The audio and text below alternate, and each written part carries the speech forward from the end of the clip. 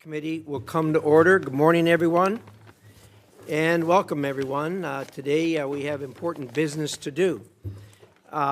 Before I start, I will tell everyone, those of you in the audience, we're so glad to have you here. Thanks so much for coming.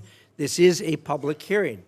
It is also the official business of the United States of America, and as a result of that, the committee has a zero-tolerance policy for interruptions or for attempts by anyone in the room to communicate with somebody up here or the witness. So as a result of that, if you do disrupt, you will be arrested, you'll be banned for a year. However, I'm told that we have some guests today who have completed their ban and are back with us again today. We hope you've had the time to think about your indiscretions and will behave yourself today. If you don't, as a persistent violator, you'll be banned for 3 years this time. So in any event, welcome to everyone, and certainly Secretary Rubio, we're glad to have you here, and welcome back. The new co-pilot I got, Pete, is doing just fine in the seat you used to sit in, and I'm glad to have him. Thank you so much for being here. We were a little afraid we were going to lose you to the Miami Dolphins there for a while, but I guess that went a different direction, so it's certainly our gain. I'd like to start this hearing on the Venezuela situation by recognizing the brave men and women who participated in this operation. The intelligence gathering, planning, and execution were incredible. Only the U.S. could have pulled off this mission, and that's only because of the dedication and professionalism of each and every one of our service members. As we know, much of their work is done in secret, but I do hope these people will receive the accolades that they so rightly deserve. I also want to acknowledge the leadership of President Trump that he has shown, and also you, Secretary Rubio. It's no easy job keeping drugs and narco-terrorists off our streets and keeping Americans safe. Thank you for extraditing Nicolas Maduro and bringing him to account for his many crimes against the American people. Let me reiterate a point that I've made many times on the Senate floor. President Trump's actions against narco-terrorists and his capture of Maduro have made America safer. Every American should be thanking Donald Trump and Marco Rubio for what they have done. There are a lot of Americans today who wouldn't be alive if not for your commitment and dedication to stemming the flow of drugs into our country. The actions in Venezuela were limited in scope, short in duration, and done to protect U.S. interests and citizens. What President Trump has done in Venezuela is the definition of the President's Article II constitutional authorities as Commander-in-Chief, and wholly consistent with what other presidents' efforts and what they have done and actions they have taken to protect the American people from threats in our own hemisphere. In fact, President George H.W. Bush authorized similar, but much broader and more extensive military operations to arrest and bring Panama's Manuel Noriega to the United States to stand trial for drug-related charges. In that case, President Bush deployed more than 9,000 troops into Panama for more than a month. At the time, all leaders of the Senate, including Democrats, praised that move. Unlike in Panama, President Trump authorized a much more limited military action in Venezuela, with only about 200 troops inside the country for a couple of hours and a firefight that lasted less than 27 minutes, with no loss of life on the United States side, but significant casualties on the other side. This military action was incredibly brief, targeted, and successful. When bad guys are in the business of flooding drugs into the United States, drugs that kill our children, hurt our country, violate U.S. laws, and destabilize our hemisphere, then they'll have to be held to answer for those actions, and that's what's being done now. Maduro was not recognized as a legitimate leader of Venezuela by President Trump, or even by President Biden, or by most of the international community.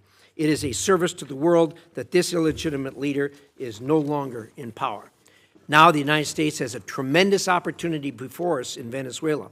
Because of the complexity of this operation, there has been some confusion as to how it will be done. I've been impressed by the way you, Secretary Rubio, have explained the plan to me going forward right from the start. It is clear and it's doable. I know you'll lay that out for us here today. Venezuela's natural resources have frequently been used to bolster the economy of our adversaries, especially China. Through President Trump's actions, we have effectively cut off that supply, giving the United States tremendous leverage. After our lengthy engagements in the Middle East in years past, many Americans are rightfully concerned about so-called forever wars. I know this administration is laser-focused on avoiding those experiences. With Nicolas Maduro out of power, the United States has the opportunity to better protect America by bringing stability to Venezuela. The country has a history of democracy, capitalism, and a respect for human rights. It is only during the last two dictatorships that it has lost these attributes. The Venezuelan people are not strangers to these concepts and long to have them reinstated. They have you and the President Trump to thank for giving them another chance.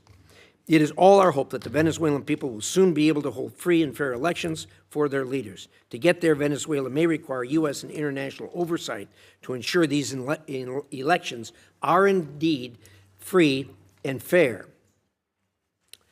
unlike their most recent elections. Secretary Rubio, thank you for being here today. I look forward to a productive discussion, and with that, I'd like to hear the distinguished ranking member's views on these matters. Senator Shaheen. Thank you, Mr. Chairman. Welcome back, Secretary Rubio. Thank you for being here. I certainly agree with the chairman in terms of his comments relative to Nicolas Maduro. He was bad for Venezuela, he was bad for the region, and he was bad for the United States. I think the question we have to ask now is, was the raid to arrest him worth the cost? And I also share the chairman's admiration for the military operation that took him out. But the U.S. naval blockade around Venezuela and the raid have already cost American taxpayers hundreds of millions of dollars. Outside estimates are as high as $1 billion. And yet, the Maduro regime is essentially still in power. All the same people are running the country. Maduro's vice president, now the interim president, has taken no steps to diminish Iran, China, or Russia's considerable influence in Venezuela, one of the reasons that has been given for the mission. Her cooperation appears tactical and temporary and not a real shift in Venezuela's alignment. In the process, we've traded one dictator for another.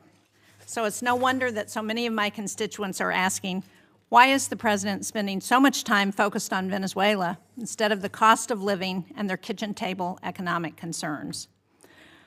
Unfortunately, I think this has been a pattern across the administration, losing sight of what actually advances America's interests and delivers results for the American people. Take the elimination of personnel and departments that were critical to our national security, for example. These are cost-effective tools like Voice of America that help us advance America's interests globally. And Mr. Secretary, as you remember, you strongly supported most of these programs when you were on this side of the dais. The administration says those cuts were about saving money, but the total federal spending last year went up by 4%, not down. We spent more, not less. As a result, our adversaries like China are expanding their influence. And there is broad bipartisan agreement in Congress that China is the central strategic challenge of our time. The president himself has said that as well. But we're cutting foreign aid and diplomacy tools. We're leaving embassies without leadership. We're shutting down counter-disinformation programs. We are driving talent away from the United States while Beijing is actively recruiting it. And I would just like to point out, this is a picture of the globe. These are countries where China has ambassadors in those countries. All of the red, those are China. And places where their diplomats are on the ground, except, of course, for China, which is in blue, and they don't need to put diplomats there. This map, this is where we have diplomats. You can see the red is where we're filled, and look at all of the white, where we do not have ambassadors on the ground. We're even giving China some of our most advanced semiconductors. And after a year of tariffs that were supposed to make us stronger, China has posted the largest trade surplus in history. And American families are paying more at a time when the prices were already too high. Since the start of the tariff campaign in 2025, U.S. manufacturing employment has fallen by anywhere from 50 to 70,000 jobs, depending on whose estimates you look at. That's a trend that undercuts promises that tariffs would bring factory jobs roaring back. And instead of creating a united front against China, we're pushing our closest allies into their arms. Just look at Canada, whose business with the state of New Hampshire has been really critical. They recently cut a trade deal with China because they no longer view the United States as a reliable partner. Pushing allies away like that is not strategic competition. It is unilateral disarmament. We see the same gap between rhetoric and reality in how this administration deals with other authoritarian regimes. At a time when Iran is violently cracking down on protests, the U.S. is coming to agreements to deport Iranians in this country back to Iran, people who will face persecution and interrogation by Iranian security forces. And yet President Trump told the Iranian people that help was on the way. But the United States has largely stood on the sidelines as the situation has deteriorated. Americans are right in thinking that the Trump administration is tougher on our allies than on most of our adversaries. I just returned from Denmark, where I met with Danish and Greenlandic leaders. Senator Coons was also on that trip. He led it. What I heard directly is that President Trump's threats to take Greenland have shaken public confidence in the United States to the core. And this from an ally who first recognized the new United States of America in 1792, has fought on our side in both world wars and in Afghanistan. And I heard from one Danish-American woman whose son holds both citizenships and is approaching conscription age, that she's worried that her son might one day be forced to choose between the two countries that he loves. That kind of fear would have been unthinkable 2 years ago, or 10 years ago, or 50 years ago. There is no strategic objective in Greenland that cannot be achieved through cooperation. The only thing these threats have accomplished is weakening trust in the United States. That trust is the foundation of our alliances, and at a moment when Russia is waging the largest land war in Europe since World War II, we should be strengthening allied unities. Instead, we're undermining it. European allies are worried about open conflict with the United States. Canadian trading partners are turning toward China instead of the U.S., and the constant threat of new tariffs raising prices and making it impossible for businesses to invest is ever present. So, from Venezuela to Europe, the United States is spending more, risking more, and achieving less. That does not project strength. It hands our adversaries exactly what they want. Thank you, Mr. Chairman. Thank you, Senator Shaheen. We're now going to hear from Secretary Rubio. After that, we'll do a round of 5-minute questions. And so with that, Secretary Rubio, welcome back to the committee. Love to hear what you have to say. Thank you. I appreciate it. And I'll be brief in my opening statement so we can leave more time for questions. I've submitted a written statement, but I'm not going to use it. I'm just going to talk to you guys for a few minutes. And all right, here we go. Suspend. You know the drill. Off to jail. That's a war crime. That's a 1-year ban from the committee. Anyone who is a persistent violator will be banned for 3 years. So don't know whether the guy falls in that category. Looks like it. I hope after 3 years he'll find a more productive means of employment. Secretary Rubio, we have 2 hearings a week. You know, you seem to have a more robust following than most of our witnesses that come before us. But anyway. There'll be a couple more, so thank you for stopping the clock, but I appreciate it. So, and I know there's a lot of other topics you're going to ask me about, so we can talk about those, including the ones that Senator Shaheen just outlined. But let me just talk about Venezuela in particular. Please. I think we can talk, if you want. I'm sure your questions will be about what happened before and led up to in the operation. I want to focus my comments this morning on what happens now and moving forward, because you're going to ask about the going back.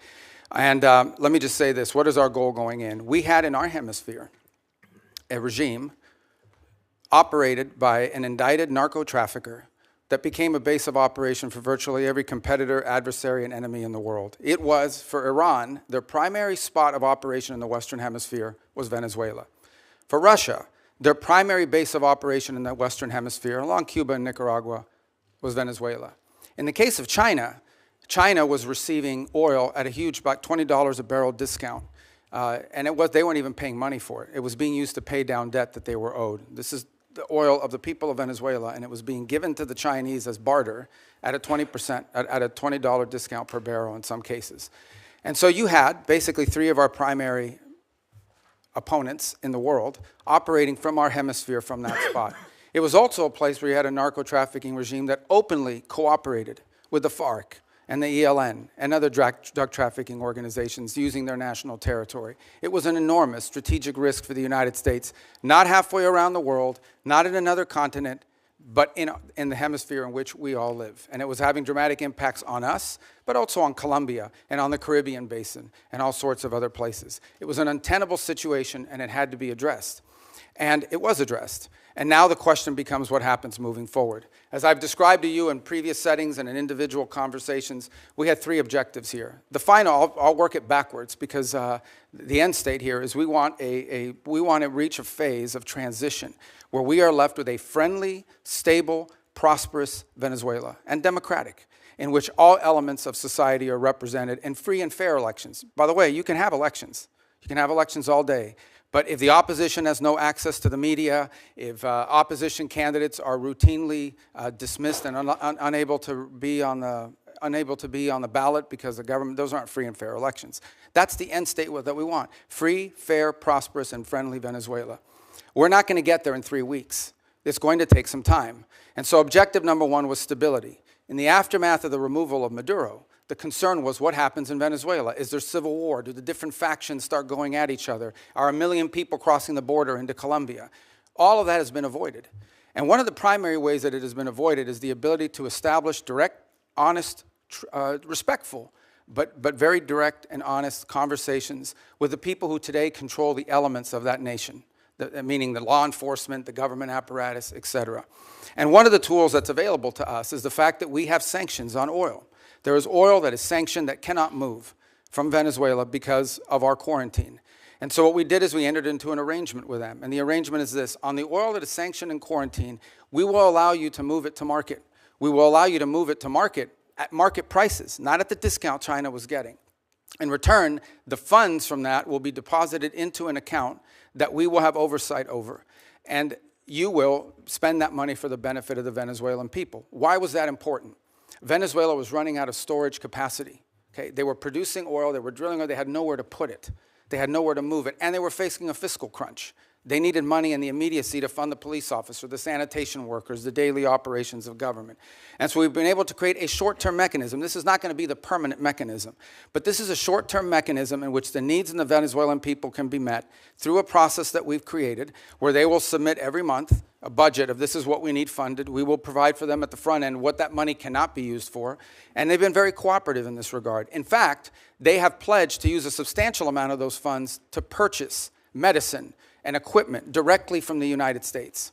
As in fact, one of the things they need is dilutin, depending how you want to pronounce it. And that basically is the light crude that you need to mix with their heavy crude in order for the oil to be able to be mixed and moved.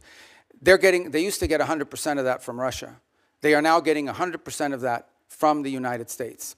So we're using that short-term mechanism both to stabilize the country, but also to make sure that the oil proceeds that are currently being generated through the licenses we'll now begin to issue on the sanctioned oil goes to the benefit of the Venezuelan people, not to fund the system that existed in the past.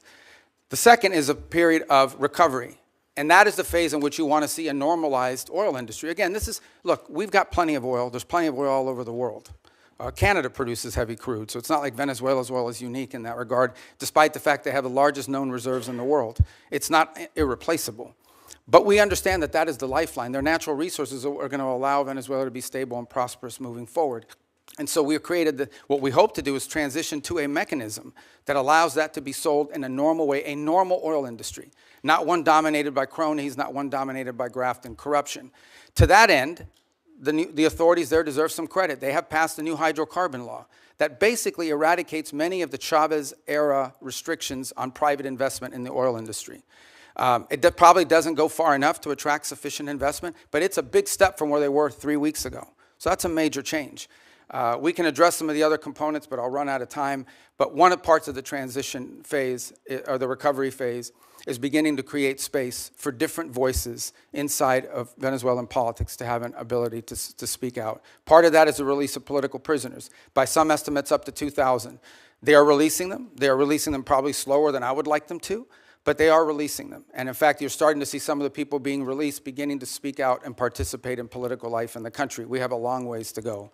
Look, we can talk in more detail about all of these things. Suffice it to say, I'm not here to claim to you this is going to be easy or simple. I am saying that in 3.5, almost 4 weeks, we are much further along on this project than we thought we would be, given the complexities of it going into it. And I recognize that it won't be easy. I mean, look, at the end of the day, we are dealing with people over there that have spent most of their lives living in a gangster paradise. So it's not going to be like from one day to the next, we're going to have this thing turn around overnight. But I think we're making good and decent progress. It is the best plan, and we are certainly better off today in Venezuela than we were 4 weeks ago. And I think and hope and expect that we'll be better off in 3 months, and 6 months, and 9 months than we would have been had Maduro still been there. So thank you. Well, thank you, Secretary Rubio. We'll now do a round of questions, 5 minutes each. I'd like to start, and I'd ask you to go. I understand we're not in a classified setting, but I think a lot of people had no understanding of the groundwork that was done before the actual action took place. I was incredibly impressed with what you told me about how you, the President, negotiated with parties there on the ground, particularly the parties who were going to be in charge after Maduro was removed. And I wonder if you could talk about that for a minute, understanding that we aren't in a classified setting. And I'd like to, if you could, say a few things about Well, one of the things I've come to maybe more fully appreciate than I didn't when I was here in the Senate was the number of contingencies that the Department of War plans for all over the world. The overwhelming vast majority of them will never come to fruition, but there's all kinds of contingencies that are planned for. And one contingency that had to be planned for is the fact that sitting in Venezuela with a $50 million reward on his head was an indicted narco trafficker. In fact, I believe it's the largest reward we've ever issued for anybody. I would remind everybody the Biden administration had a $25 million reward on an indicted narco trafficker, the same person. And so, multiple administrations from both parties have wanted this man arrested.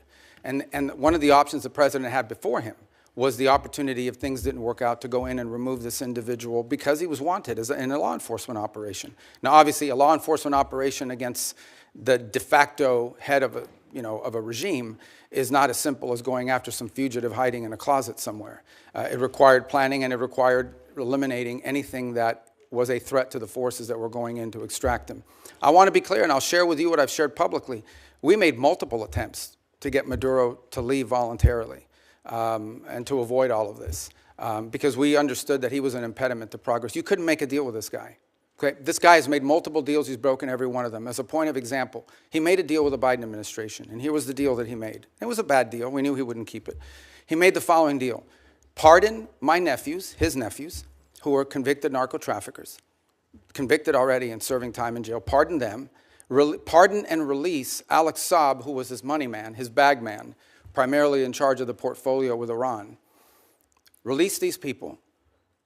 He, in turn, agreed to release some political prisoners, which he did. Many of them were subsequently exiled or rearrested, and that he would hold free and fair elections, which he did not. In fact, he basically disqualified Maria Corina Machado and any other candidate. And Edmundo Gonzalez ends up being the nominee for the opposition party simply because they forgot to ban him. And they forgot to put him on the ban list. And then despite that, he loses an election that everyone around the world recognizes as a legitimate election. So he's made previous deals. In fact, he's broken so many deals, not even the Vatican has been willing to interact with Maduro in the past because he's broken so many of these deals. He's just simply not a guy you can make a deal with. He had no intent of keeping it. What he wanted to do was tap us along and buy 3 years of time until he could deal with a new administration that he thought may be more favorable, et cetera. He was an impediment to progress. None of the things we're talking about now, not the release of political prisoners, not the transition of the oil industry to a legitimate oil industry, not the erosion of Iranian, Russian, or Chinese influence. None of these things would have been possible as long as Maduro was there. And so this was one option that was available to the president after exhausting every other option to remove this individual from the scene. Again, I'm not here to tell you these are all going to be roses along the way and it's all going to go perfectly. But for the first time in 20 years, we are having serious counter-narcotic talks with Venezuelan authorities about going after narcotics organizations. For the first time in 20 years, we are having serious conversations about eroding and eliminating the Iranian presence, the Chinese influence, the Russian presence as well. In fact, I would tell you that there are many elements there in Venezuela that welcome a return to establishing relations to the United States on multiple fronts. We are at the end talking about a Western country that has a long history of cooperation and work with the United States. At one time, Venezuela, pre-Chavez, was a very strong U.S. ally. And we hope to get back to that point. We're not there. This thing still is in its infancy. But I certainly think a lot of progress has been made in that regard. I was impressed with your description of the fact how careful you were in the operation not to dismantle either institutions or infrastructure, because you wanted to see the Venezuelan people take that over and get back on their feet again.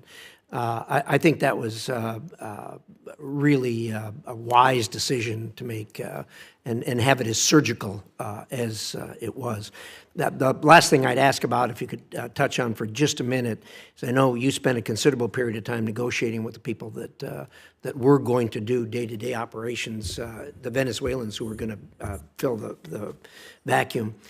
How's that going, and how do you feel about where we are there? Well, first of all, let me understand something. I spent 14 years in the U.S. Senate going after these people pretty hard, along with many of you. So, I mean, I understand who they are, and I understand this portfolio from a personal level quite well. So we're very realistic about what we're dealing with here. We also understand that in geopolitics, sometimes that's required. And in this particular case, there are an alignment of interests. And we certainly think that the approach we're taking is preferable to some of the other alternatives that people speculate about or fear. And I would say at this point, I do have to characterize, again, being realistic, clear-eyed, and understanding that there will be impediments and unexpected events along the way. What we have found so far is cooperation, respect, dialogue, and it's not just me. As has been reported in the media, Director Ratcliffe traveled to Caracas and met with leaders there and discussed important items of potential cooperation. I've also discussed, and I think I've alerted some of you, that we have Laura Dogue, who was our ambassador to Nicaragua in the past and to Honduras, will be taking over the Venezuelan Affairs unit, first in Bogota, but ultimately in Caracas. We've had a team on the ground already there. We already had 70 locally employed that sort of maintain that facility, but we have a team on the ground there assessing it, and we think very quickly we'll be able to open a U.S. diplomatic presence on the ground, which will allow us to have real-time information and interact, by the way, not just with officials in the regime and with the interim authorities, but also interact with members of civil society, the opposition. We think we're going to be much further along when we get them along the way. They've been very cooperative on that front. Obviously, there's some hard asks along the way. We'll see what the response is to those. But whether it's General Kane with his counterpart, or Director Ratcliffe, or myself with Delcy Rodriguez, we've established what I think so far has been a very respectful and productive line of communication as we go through this stabilization phase and towards the recovery phase. But there's a lot of work to be done here, and we ultimately are going to judge actions, not words, and that's what we're hoping to work towards. Well done, Senator Shaheen. Thank you. I'm pleased that we are looking at a diplomatic presence in Venezuela in the near future. I think that's very important. But the DEA has reportedly identified Delcy Rodriguez as a significant actor in the drug trade. Do you agree with that? And if you do, how are we to assure the American people that the money that's going to Venezuela is not going to any of the cartels or drug running? Yeah, and that, well, first of all, on the first point, I would say she's not indicted the way Maduro and his wife were.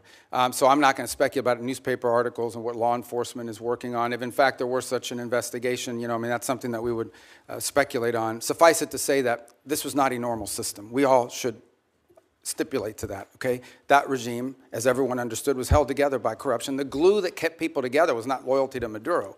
It was the fact that these 5 guys had 5 separate oil fields that were assigned to them. These people had drug routes. I understand that. So that's going to be I'm not defending the regime. In fact, I'm concerned that we haven't really changed the regime enough, and that America's dollars are still going to drug runners and to significant organizations who we don't want to have benefit from the funding that we're selling now of oil and providing to the Venezuelan Yeah, government. look, no, I acknowledge that we are dealing with, I told you, with individuals that have been involved in things that in our system would not be acceptable, would not be acceptable to us in the long term. By no means is our policy to leave in place something permanent that's as corrupt as you've described. We are in the transition and stabilization phase. We are just acknowledging reality, and that is you have to work with the people that are in charge of the elements of government. Okay, but now, can what you are the reassure systems? people that So the money way is that- not going, Yeah, continuing to go to the drug cartels? Right, so that's the process that I outlined to you. So on the sanctioned oil, the oil that requires U.S. permission to move, that oil, the proceeds of that oil, which by the way is being sold at market price, not at the discount Venezuela was being Right. forced to sell, is being deposited into an account that ultimately will become a U.S. Treasury blocked account here in the United States. They will submit, we will at the front end say this is what this money can be spent on these things. We will submit to them. They will submit to us a budget request. We want to use this money for these things. And part of the proceeds will go to fund a audit process to make sure that that's how the money is being spent. So and that's there how is- we intend to handle those funds in the short term. There's an actual audit process that's been set up? Who is It will be set up, and responsible? we have a couple options. One option is the XM Bank. They have expertise as bankers in being able to do some of that option. There may be some others in place. We haven't finalized what that audit process would be. We've only made one payment, and that payment we did, and retrospectively will be audited, but it was important we made that payment because they had to meet payroll. They had to keep sanitation workers, police officers, government workers on staff. It was a $300 million payment. Right, so it's been reported that the oil sold for $500 million, that $300 million went to Venezuelan government. What happened to the other $200 million? It's still sitting in the account, is my understanding at this time. The account in Qatar?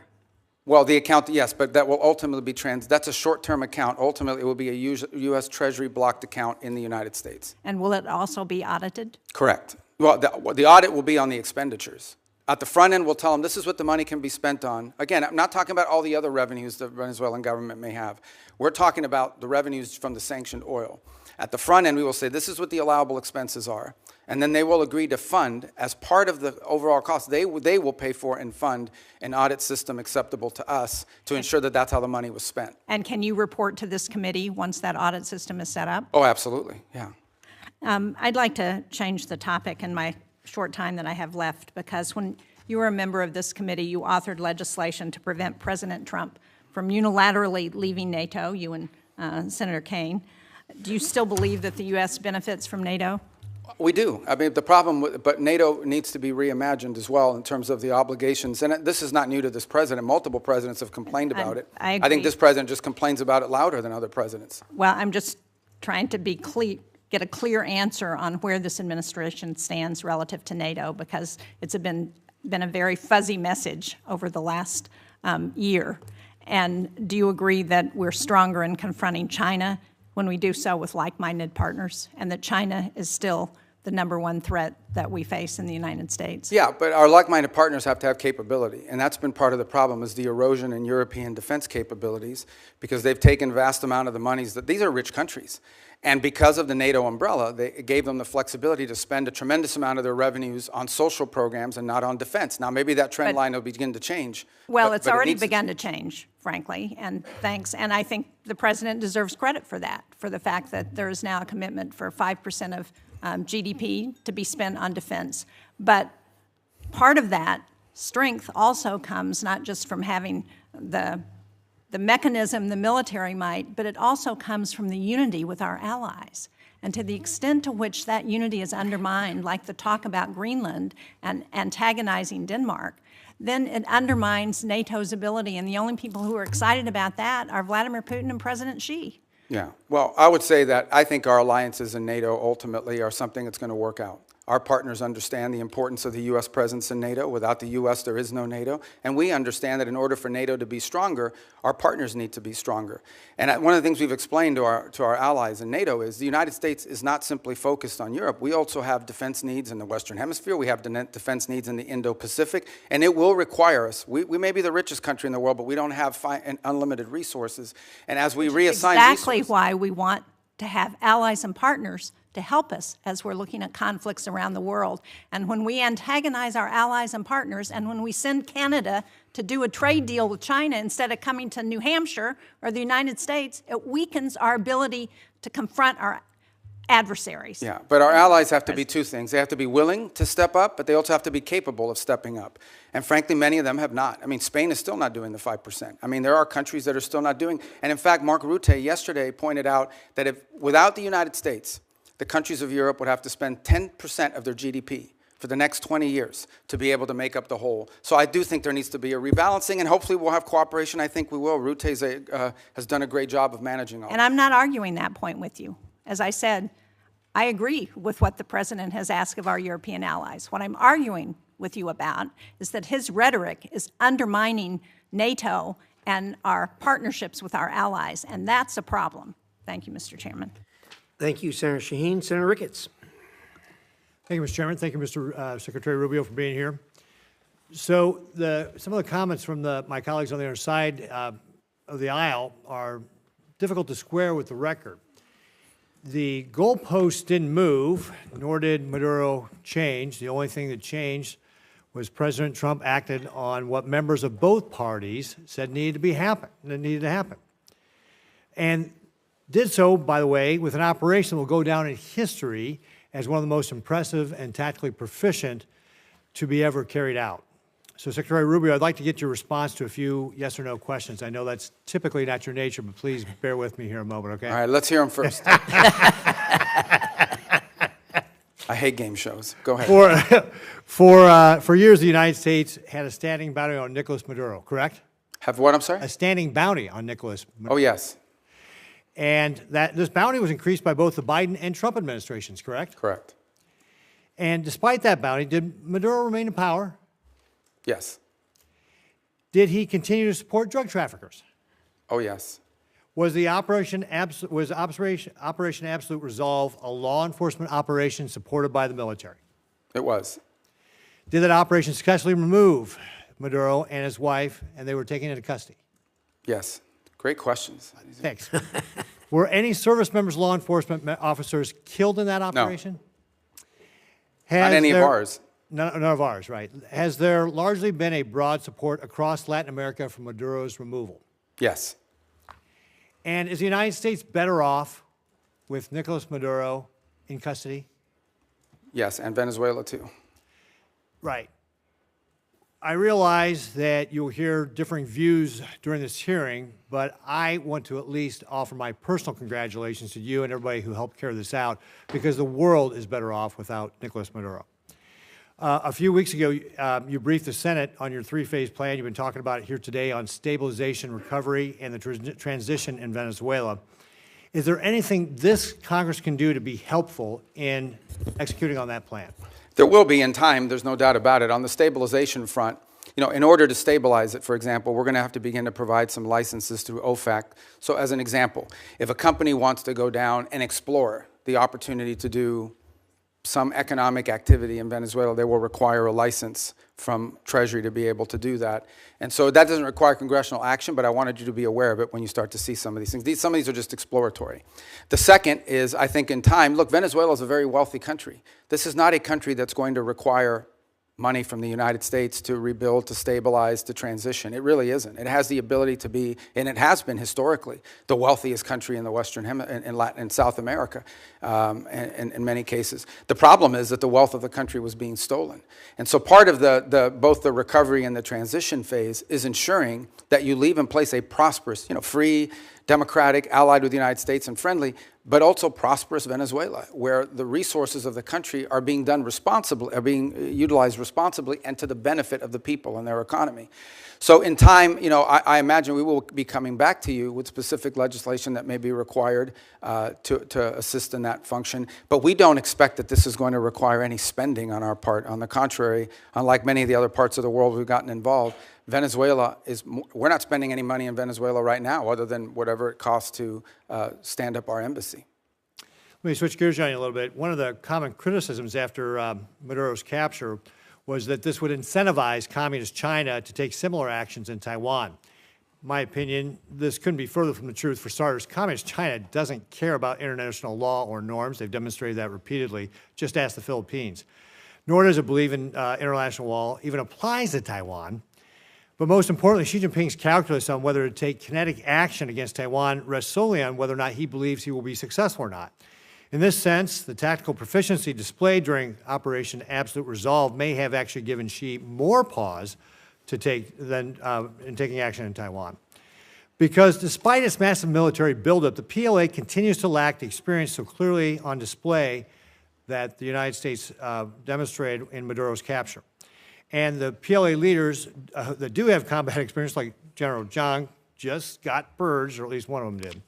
So, Secretary Rubio, do you believe that the operation to take Maduro into custody will have any impact on Communist China's actions or intentions toward Taiwan? No, look, the situation on Taiwan is a Xi legacy project that he's made very clear that that's what he intends to do. And that's going to be irrespective of anything that happens in the world. Your point, though, is well taken, and that is the U.S. in conducting this operation, I think, was certainly startling to China, to Russia, to Iran, to any adversary around the world, because the U.S. is the only country in the world that could have done this operation. Mr. Chairman, if I could just real briefly, I just mentioned General Zhang getting purged here. He was obviously a very important official in China. Can you share with us just your assessment on what that means, that she just purged one of these? Well, this is, I think, part of a pattern we've seen over the last few years, which is a purge of leaders in their military. They're spending a lot of money on their military, and obviously some of these guys are stealing that money, and they're trying to address that. So it's an issue internally in their system. They're obviously not sharing with us or talking to us in depth about any of that, but it's certainly something we watch with interest. Great. Thank you, Mr. Chairman. Thank you, Senator Ricketts. Senator Coons. Thank you, Mr. Chairman. Thank you, Secretary Rubio. Good to be with you again. My basic question is, what are we doing here? What is the point? What is the goal of this hearing? How do I know? As you know well, having served on this dais alongside me for 14 years, this is an oversight hearing. And the point, the purpose of oversight is to encourage, if necessary, to compel consultation between the administration and Congress. And I just wanted to raise with you at the outset, of course the Commander-in-Chief has, under Article 2, the power to defend the American people against an imminent threat or an incoming attack. How else could we be kept safe? But our Article 1 power requires consultation. I'll agree with all of my colleagues. Nicolas Maduro's a bad guy. He was indicted. There was a bounty on his head over several administrations. His removal, flawlessly executed by American troops, thankfully none of them hurt, did cost the lives of 75 to 100 Venezuelans and Cubans, was a dangerous and high-risk maneuver. I am glad that it ended as well as it possibly could. But the point here that I want to make first is that it was rehearsed for months. The administration had a number of contingencies it was trying to navigate through. But over the course of months, when the administration was taking strike after strike after strike against drug trafficking boats, in several instances where senior leaders of the administration briefed this committee and others, we were told that military action to remove Maduro was not on the table, that the campaign to try and deter drug trafficking was not going to include the exact military action that followed. Yet it was being rehearsed. If there was time to practice, there was time to consult. And consulting with Congress is not just some high-minded principle, not some abstract thing, not a nice to have, it's a got to have. And look, the chairman opened by saying that this was limited in scope and duration, that it was executed flawlessly, and we should all be happy about the result. That much I agree with. But our president continues to threaten Delcy Rodriguez and the remnant of the Maduro regime with military force if they don't comply. We should know what are the policies, what is the path, what is the plan forward. You and I both know the long and painful history of wars that began and seemed to be resolved and then opened up into excruciating, expensive, years-long conflicts. In Iraq in particular, in Libya and elsewhere, things do not always go as planned. And so consultation with Congress that is truthful and forthcoming and transparent is critical. In your service in this body, you knew that, you experienced it. I was in the room as you held to account members of previous administrations for not coming forward as they should have. So, look, in order to avoid our men and women in our armed forces going into harm's way, doubting whether they have the support of the Congress, consultation, hearings, and deliberations are required. I understand the risk of leaks. That's a risk every administration takes. But at the end of the day, our framers entrusted the power of the declaration of war to this body, not to the executive. And where there is the time to consult, there has to be consultation. Second, I just wanted to talk about allies and alliances. I was just in Europe. I led a bipartisan delegation, as Senator Shaheen referenced, to Denmark.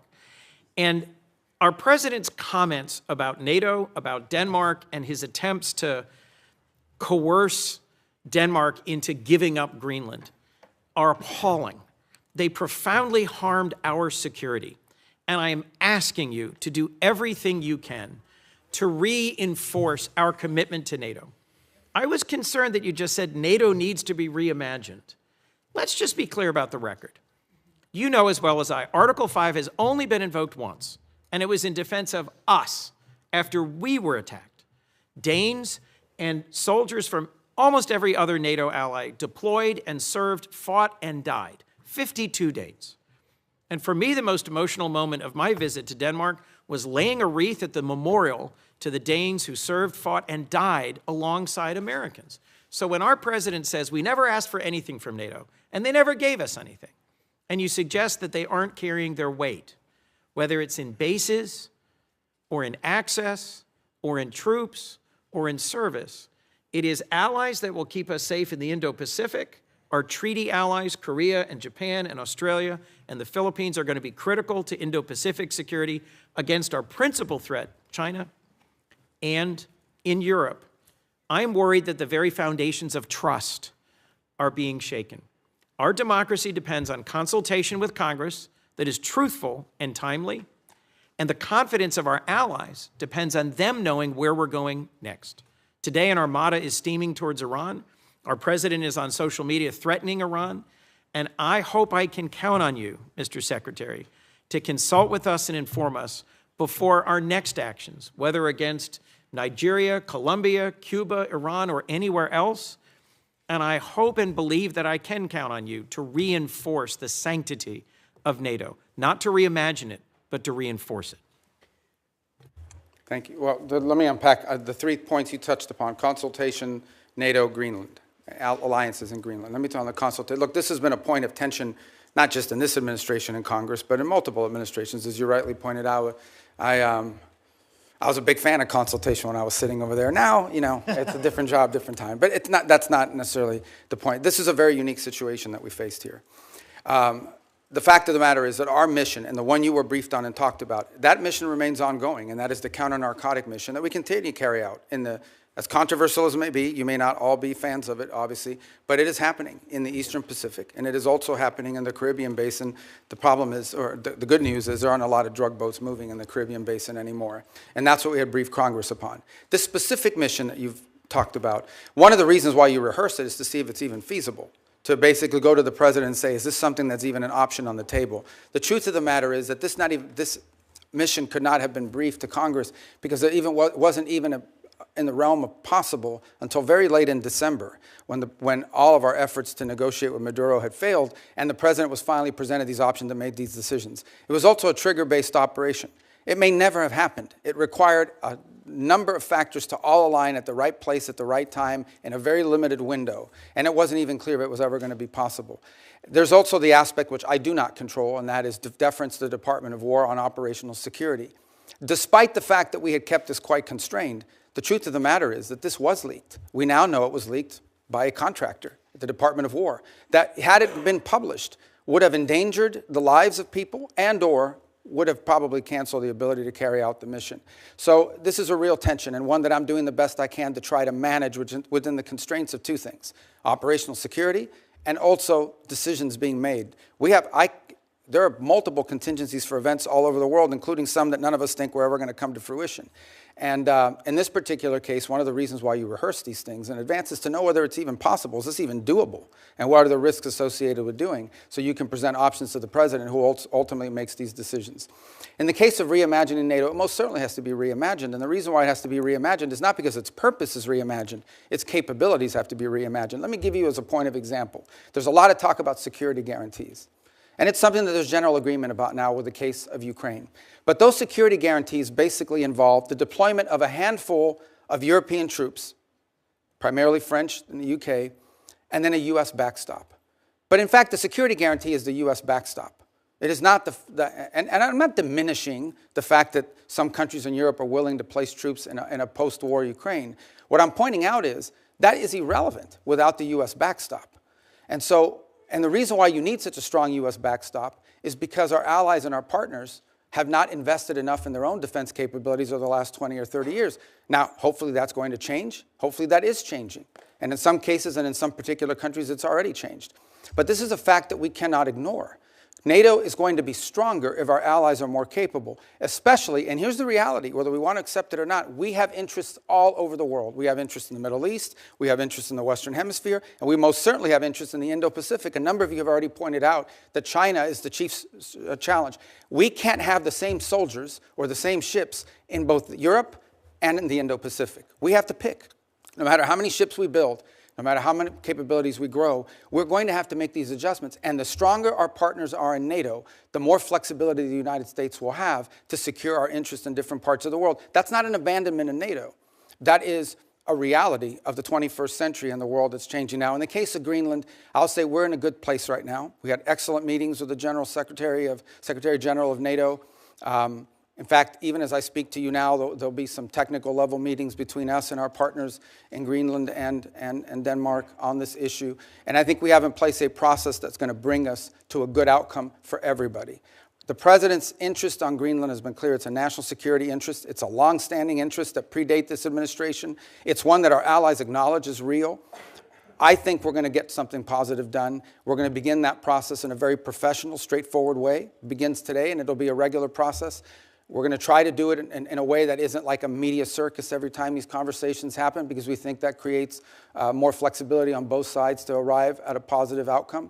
And I think we're going to get there. And I thought it was noteworthy and important that despite your concerns, the President at his speech in Davos made very clear that the United States was not going to use force or military force in Greenland. So I think we're going to wind up in a good place. We got a little bit of work to do, but I think we're going to wind up in a good place. And I think you'll hear the same from our colleagues in Europe very shortly. Mr. Secretary, the Gang of Eight has never leaked. Senator, It is critical that you consult with Congress. For us to be safe, our allies have to trust us. And for this committee to do our work, we have to trust you. Let's work together to restore that. Thank you, Senator Coons. Senator McCormick. Mr. Secretary, thank you for being here. Defending American interests in the face of Russian, Iranian, and Chinese encroachment in the Western Hemisphere is a key to the Trump corollary of the Monroe Doctrine. But Venezuela's new interim leader, in her public commentary at least, defends their ties to Russia, Iran, and the PRC, and had said this week had enough of U.S. interference. So beyond the oil leverage, which you talked about in your testimony, what steps is the administration taking to demand from the interim government to put incentives in place to ensure that they prevent malign actors, foreign terror organizations, and so forth from continuing to have influence and safe haven in Venezuela? Yeah, it's I mean, yes, there's leverage, and I wouldn't just say oil. I think anything that's sanctioned in Venezuela, will, in order for them to normalize it, will require cooperation with the United States. But it's not just leverage, it's also their national interest. It's an alignment of their interest. The truth of the matter is that the United States will be a far better partner for a future Venezuelan government that's free and democratic, and even for the current authorities, than some of the partners they've signed up with now. Frankly, we think it's not in Venezuela's interest to have an Iranian presence or the sale of Iranian weaponry or anything like that into their country. So I think there's alignment there. We think and can argue that some of these criminal elements, which they've allowed to act with impunity in parts of their country, is a deal with the devil. In the short term, it provided revenues to some corrupt regime officials, but in the long term has created real destabilization, not for just them, by the way, but also for Colombia. Just understand something. The FARC dissidents and the ELN operate with impunity from Venezuelan territory. They control Venezuelan territory. Yeah. And some of that was through deals with individuals aligned with the regime because they made money off of that. But we don't think that's in the long-term interest. Do they agree? And what's been expressed to us by leaders of the interim authorities is that they agree. And now we're going to test it. Despite the public commentary, there's a recognition, you think, and progress. Look, we all have politics. Yeah. Even in places like that. Suffice it to say what I've said from the very beginning, and that is we are going to judge based on actions, not words. And that's going both ways. You can tell us you're going to do all these great things. If you don't do them, you didn't do them. Or you can say, I'm not going to do these great things, but if you do them, you did them. Good. And I think we can point to some things now that show you, just as an example. Think about it. Within 2.5 weeks of Maduro's removal, they passed reforms to the hydrocarbon laws, which basically roll back many of the Chavez-era restrictions on private ownership and investment in their country. It doesn't go far enough. It probably needs to do more, but that's extraordinary. That never would have happened 2 or 3 weeks ago. It certainly wouldn't have happened if Maduro was still there. So I think these are signs of progress. Do they still have political prisoners? They do. But many are increasingly being released every single day, and some are actually being released and beginning to speak out again. And we're going to watch very closely how they're treated and how that happens, because that'll be part of how we judge them and their actions. You not touched words. on my second question, which is this long history of very sordid history for outside investors coming into Venezuela. And the president and you had a meeting with our energy leaders in the Oval Office to talk about the opportunity to invest. And there was, worries about the safety of investing. What steps beyond what you just described in terms of the hydrocarbon law, security guarantees for workers, any sorts of certainty that investors are gaining, which is going to allow them to have the confidence to move on the opportunities in Venezuela? Yeah, I mean, the first step is some of these investors or potential investors need to get a license from OFAC to be able to even explore this. Then they need to be able to go down there and meet with people and see what's happening and make that determination. Here's what I would say. Venezuela has a lot of oil. They do. But there's a lot of oil in other places too. Companies are only going to invest somewhere if they know we're going to invest, we're going to make our money back with a profit, and our land isn't going to be taken from us. And if you try to, there's a court we can go to and contracts we can enforce. That's the level of certainty that we're talking in terms of security. And that's part of this transition process. That's part of this recovery process, is to normalize their industry. Because if not, they'll just invest the money in Guyana, or they'll just invest the money in some other part of the world that has oil. They're not going to risk it. So it's to their benefit to have set up a normal, transparent process that encourages foreign investment, not just in oil, by the way, and other natural resources, but in other sectors of their economy. I mean, it's unlimited, whether it's retail, whether it's banking. I mean, a country that's prosperous and generating economic activity holds the promise of all sorts of economic activity. I'm going to try to squeeze in one more question, if Yeah. I could, just in my remaining seconds, just very briefly. We've heard such differing accounts, and the president has spoken strongly, you have as well, on the deaths in Iran and the horrible atrocities that are being committed.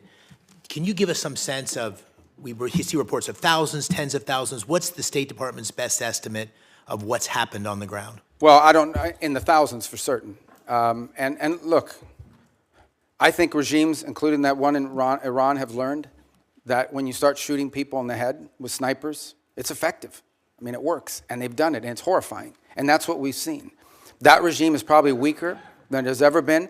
And the core problem they face, unlike the protests you saw in the past on some other topics, is that they don't have a way to address the core complaints of the protesters, which is that their economy is in collapse. And the reason why there's economies in collapse is because they spend all their money and all their resources building weapons and sponsoring terrorist groups around the world instead of reinvesting it back into their society. And as a result, have taken on massive global sanctions, which has isolated their economy and their country. And so that's what the Iranian people are demanding, is that they stop doing that and start caring about them and get these sanctions off them. And this regime is unwilling to do it. So the core challenge is the protests may have ebbed, but they will spark up again in the future, because this regime, unless they are willing to change and or leave, have no way of addressing the legitimate and consistent complaints of the people of Iran who deserve better. Very good. Thank you. Thank you. Senator Murphy. Thank you very much, Mr. Chairman. Listen, I think the scope of the project that you are undertaking in Venezuela is without precedent. You are taking their oil at gunpoint. You are holding and selling that oil, putting for now the receipts in an offshore Middle Eastern account. You're deciding how and for what purposes that money is going to be used in a country of 30 million people. I think a lot of us believe that that is destined for failure. And I know that you're telling us today just to be patient, but a month later, we have no information on a timetable for a democratic transition. Maduro's people are still in charge. Most of the political prisoners are in jail. And by the way, those that have been let out have a gag order on them from the government. The opposition leader is still in exile. This looks already like it is a failure. You say you're in serious talks, but as you note, the Venezuelans are great at being in serious talks. They almost never deliver. So I'm just going to give you my three questions and hope that you'll answer them, because I do think we want to try to understand how to judge the efficacy of this as time goes on, because I worry you won't be back before this committee anytime soon, and to understand whether this is just facilitating corruption. both in Venezuela and here at home. So here are my three questions. First, reports are that you've given no-bid licenses to two companies to sell Venezuela's oil. One of them is a massive donor to the president. To many Americans, that reeks. And so my question is, can you commit that partners for future sales are going to be chosen through a fair, open selection process? Second, if Delcy Rodriguez, who is an unelected leader, the head of Maduro's torture operation, is still in power 6 months from now, does that mean that your policy is a success or failure? How do we judge when we've had enough of Rodriguez? And third, in your testimony, you reserved the right to use force again in the future if the Venezuelan government isn't complying with your requests. So if, for instance, they refused to give you access to the oil in the future, if they said, we're just going to keep it for ourselves, would this cause you to consider military action? And do you concede that if you're using military action simply to try to compel cooperation from the government, you absolutely need congressional authorization for that? So if you can answer those three questions. So the first question was about the trading companies. The second is about Delcy still in power 6 months from now. 6 months from now. And the third is on the use of force. Yes. Okay. On the first one, the two traders. So here's the problem we faced. The problem we faced in the short term is they had no place to put oil. They were running out of storage capacity for their oil. We had to move that oil to market very quickly. The only way to move it to market very quickly is to plug into these two primary trade companies that could sell it in the open market. That is not the permanent outcome here. That is a short-term fix to a short-term problem, which is they were literally storing oil. They brought in tankers and had tankers sitting offshore just to hold their oil. At some point, their capacity to produce was going to be shut down and their ability to generate revenue. So we had to move that oil very quickly. The long-term plan is not those two trading companies. The long-term plan is for them to have a normal energy program that sells directly into the market, directly, to refineries and to companies that are exploiting and exploring it. For example, Chevron has operations there that never stopped. They seek to expand those operations. They don't need those trading companies. So those trading companies were a short-term fix for a very acute problem because we wanted to prevent societal collapse because they had no money for revenue. On the second point about her being still in power, look, let me say this, a couple things. This is not unprecedented. I can point to a number of places, Spain, Paraguay, two examples of places in which there was a transition, from an autocratic regime to a democratic regime, and it took time. I can't give you a timeline of how long it takes. It can't take forever. It's not even been 4 weeks since Maduro was reduced. A year, two Well, I think years? we need to be, let me put it to you this way, we need to be much further along 6 months from now, even 3 months from now. That may not be satisfactory to you, but I'm saying we have to be much further along 3, 4, 5 months. 3 or 4, 5 months from now cannot look like what today looks like. And I think there's acknowledgement on both sides of that. I can probably give you a better answer, and this is not deflecting, when we finally have people on the ground like the ambassador and the team around her on a daily basis that are interacting. Because one thing is for me to pick up the phone and talk to Delcy Rodriguez 3 times a week. Another thing is to have someone on the ground on a daily basis that's following these events, is talking to civil society, but also engaging with interim authorities. But the fact of the matter is that, yes, we want to see quick progress. As you said, it's unprecedented, okay? All I'm saying to you is, before this was stagnant. Before this, we had spent 14 years, you were involved in some of those efforts, 14 years trying to change the dynamic in Venezuela. 13, 12, 11, 10, it was a big part of my career in the Senate was spent on this. This is the first time in over a decade that we see even the glimmer of an opportunity to change conditions. A lot of that will depend on us, but a lot of that will depend on them. And it also will depend on the rest of Venezuelan society. How quickly can we get all these Venezuelans that want to go back to Venezuela and participate in civic and economic life back to Venezuela? That's going to be critical here. We recognize that. So yes, we have to be much further along in 6 months. We expect to be further along. And if we're not, I'll tell you. We'll tell you. On the third point of use of force, look, the president never rules out his options as commander-in-chief to protect the national interest of the United States. I can tell you right now with full certainty, we are not postured to, nor do we intend or expect to have to take any military action in Venezuela at any time. The only military presence you'll see in Venezuela is our Marine Guards at an embassy.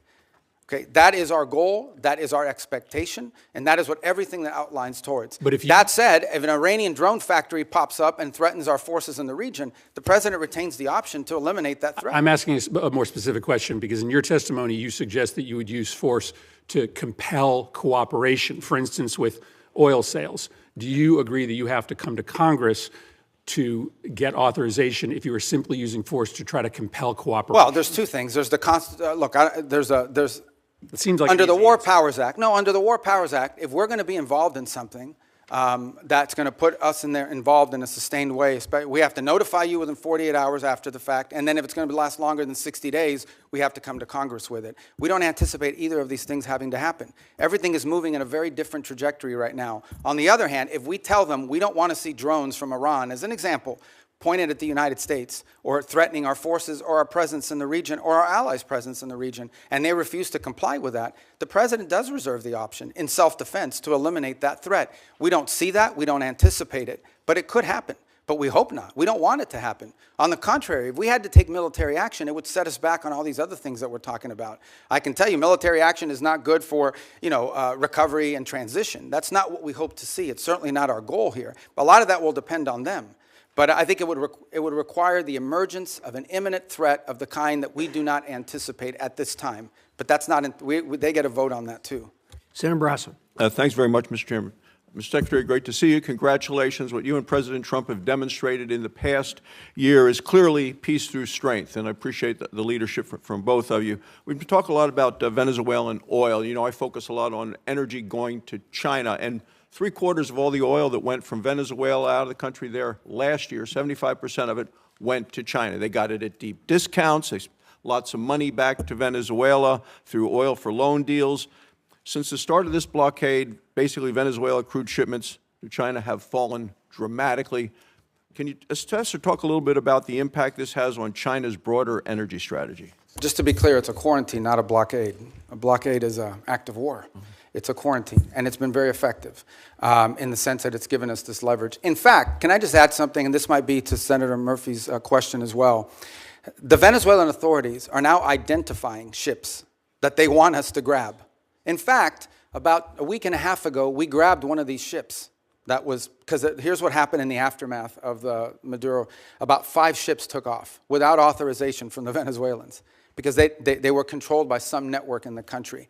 With the cooperation of the interim authorities, we seized one of those ships, we brought it back into Venezuelan waters, handed the ship off to the Venezuelans, who in turn fed it into this mechanism, this short-term mechanism that I described to you was created. So we're seeing cooperation on that front.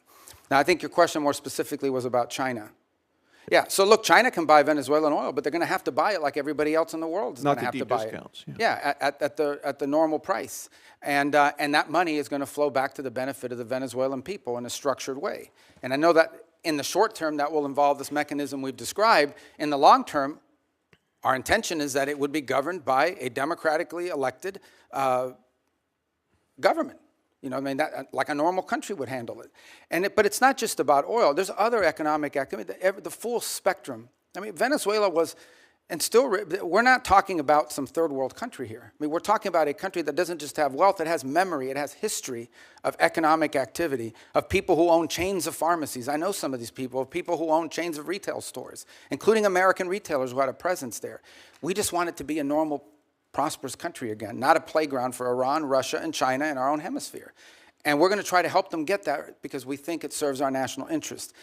That will require actions on our part, not money, but ultimately that will require them. This is ultimately going to be on the Venezuelan people and Venezuelan society and Venezuelan leaders to make this happen. We're going to be there to help and assist and create the parameters for it, and we feel like we're making really good progress. If we make as much progress over the next 4 weeks as we've made in the last 3.5 weeks, I'll feel very good about that. If it slows down or it gets complicated, I'll certainly let you know.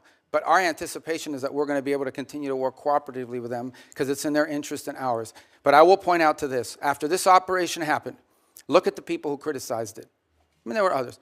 China, Russia, Iran, Hamas. These were the people that were upset about this strike and this raid and what we did.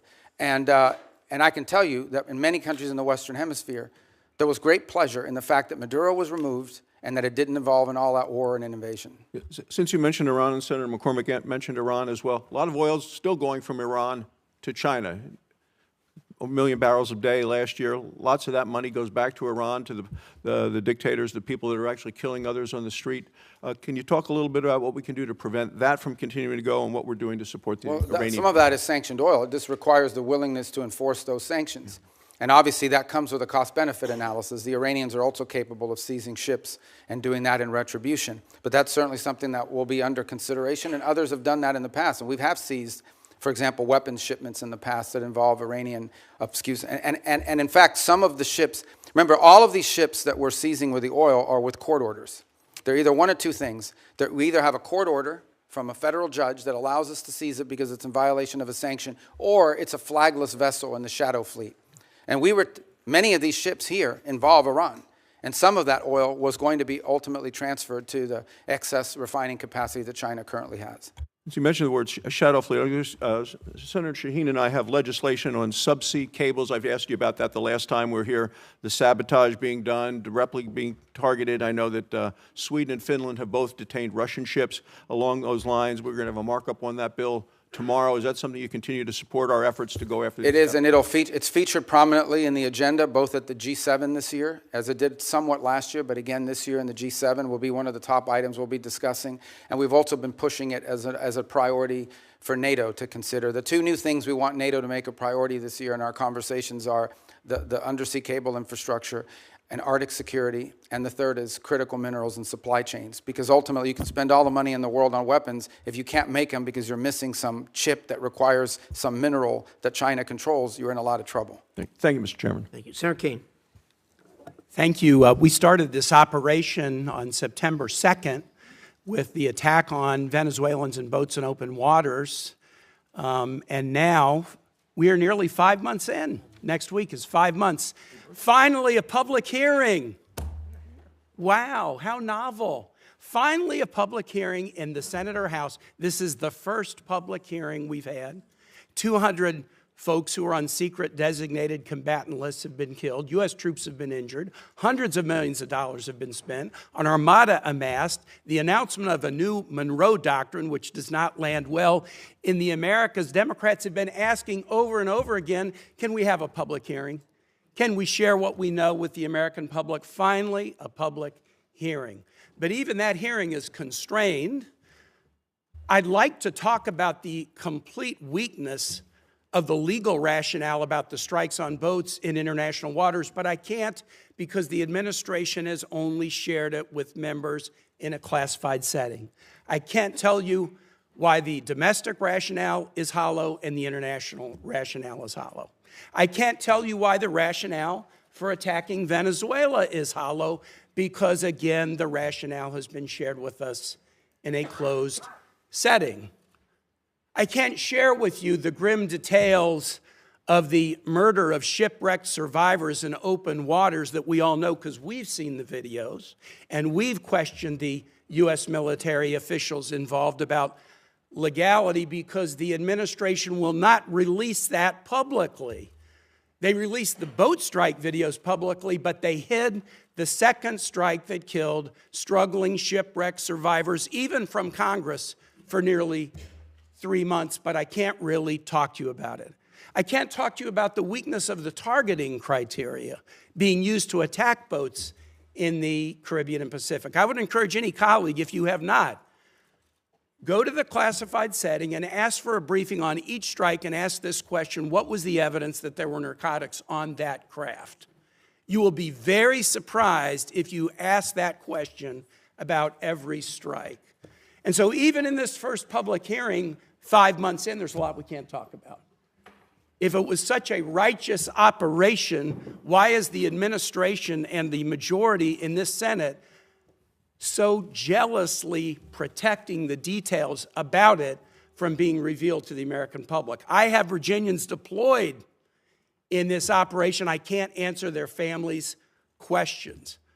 Thank God we're having a public hearing 5 months in. This is supposed to be the greatest deliberative body in the world. Mr. Secretary, who won the July 2024 Venezuelan presidential election?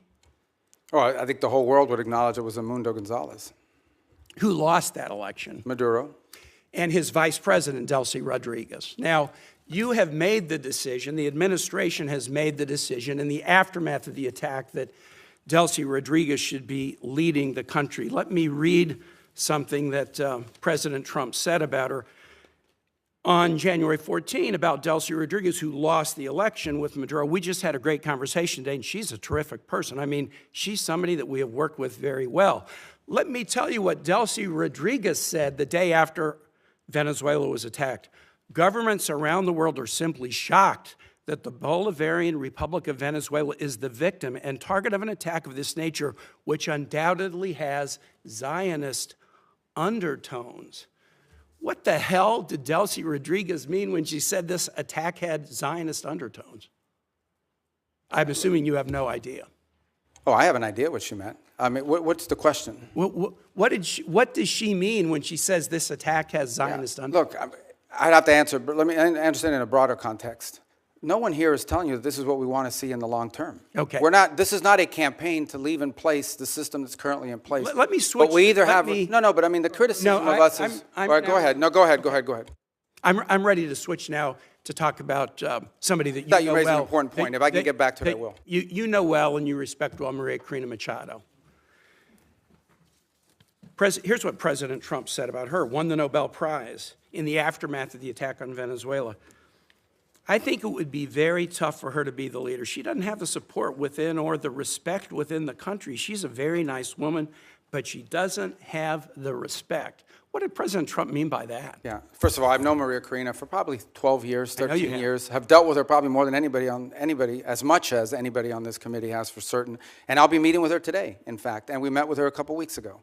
So here's the reality, though, and I think what the president was pointing to. And I think Maria Corina would acknowledge this. I talked to her last week. Well, she's very disappointed in those comments, and so are Venezuelans in my state. Okay, well, she didn't share that with me or with us, but I would say this to you.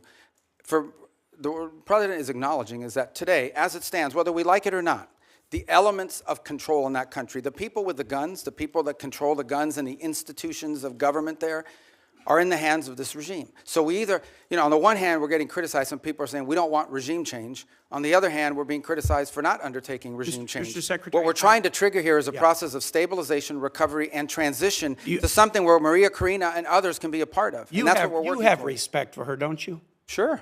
Okay, great. My last question is this. And so does the president, by the way. He met with her. They had a great meeting. And he actually spoke to her last week in my presence. Here's what he said after that meeting. We're talking to her, and maybe we can get her involved in some way. I'd love to be able to do that. Maybe we can do that. We'll set the terms for this Nobel Prize winner having a leadership role. Last question is this. You talked about the speech in Davos. Here's something the president said in Davos. I'm helping NATO until the last few days when I told them about Iceland. They loved me. They're not here for us on Iceland, that I can tell you. Our stock market took the first dip yesterday because of Iceland, so Iceland has already cost us a lot of money. The president repeatedly mistook Iceland for Greenland, right? We're not mad at Iceland. They haven't cost us any money. The president just mistook the two countries for each other, correct?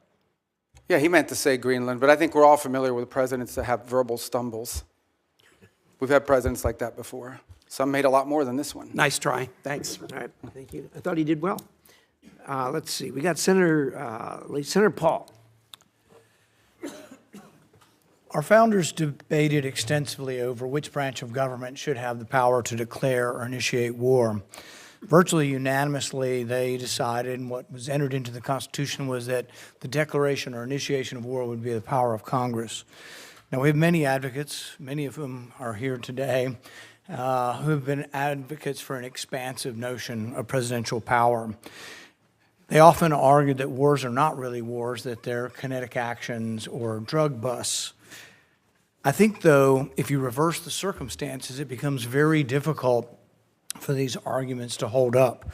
So I would ask you, if a foreign country bombed our air defense missiles, captured and removed our president, and blockaded our country, would that be considered an act of war? Well, I think your question is about and I will acknowledge you've been very consistent on all these points the entire career. So let me, no matter who's in charge. So I will point to two things. The first is it's hard for us to conceive that an operation that lasted about 4.5 hours and was a law enforcement operation to capture someone we don't recognize as the head of state, indicted in the United States, wanted with a $50 million bounty. My question would be, if it only took 4 hours to take our president, it's very short, nobody dies on the other side, nobody dies on our side, it's perfect.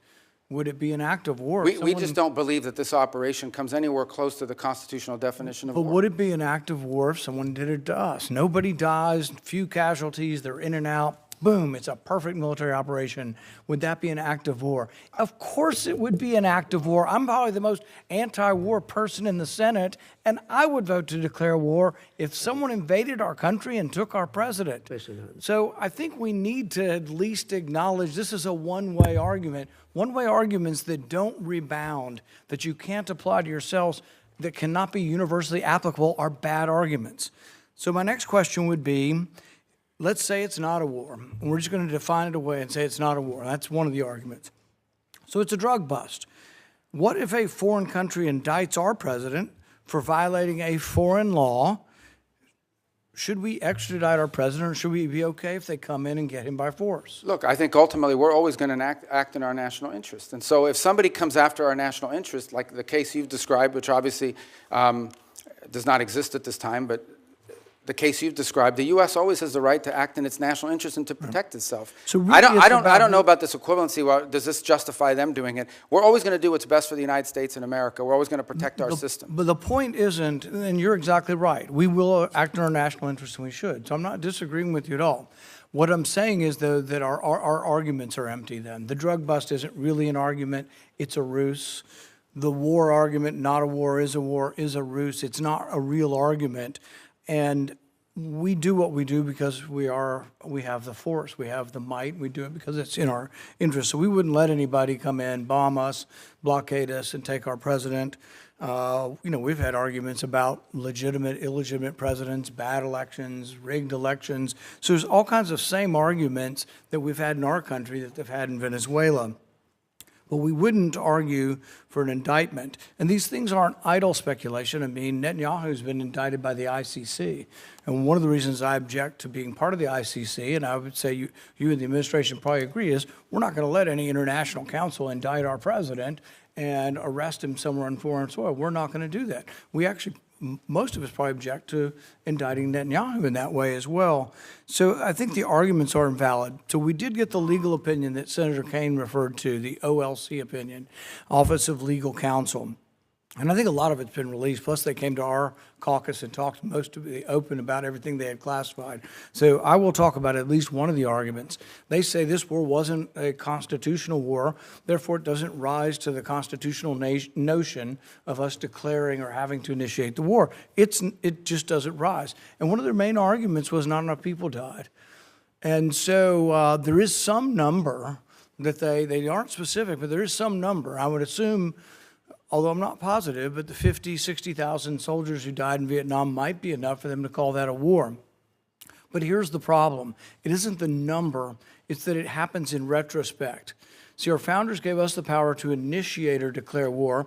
They didn't give us other powers to execute the war. Those are left to the president.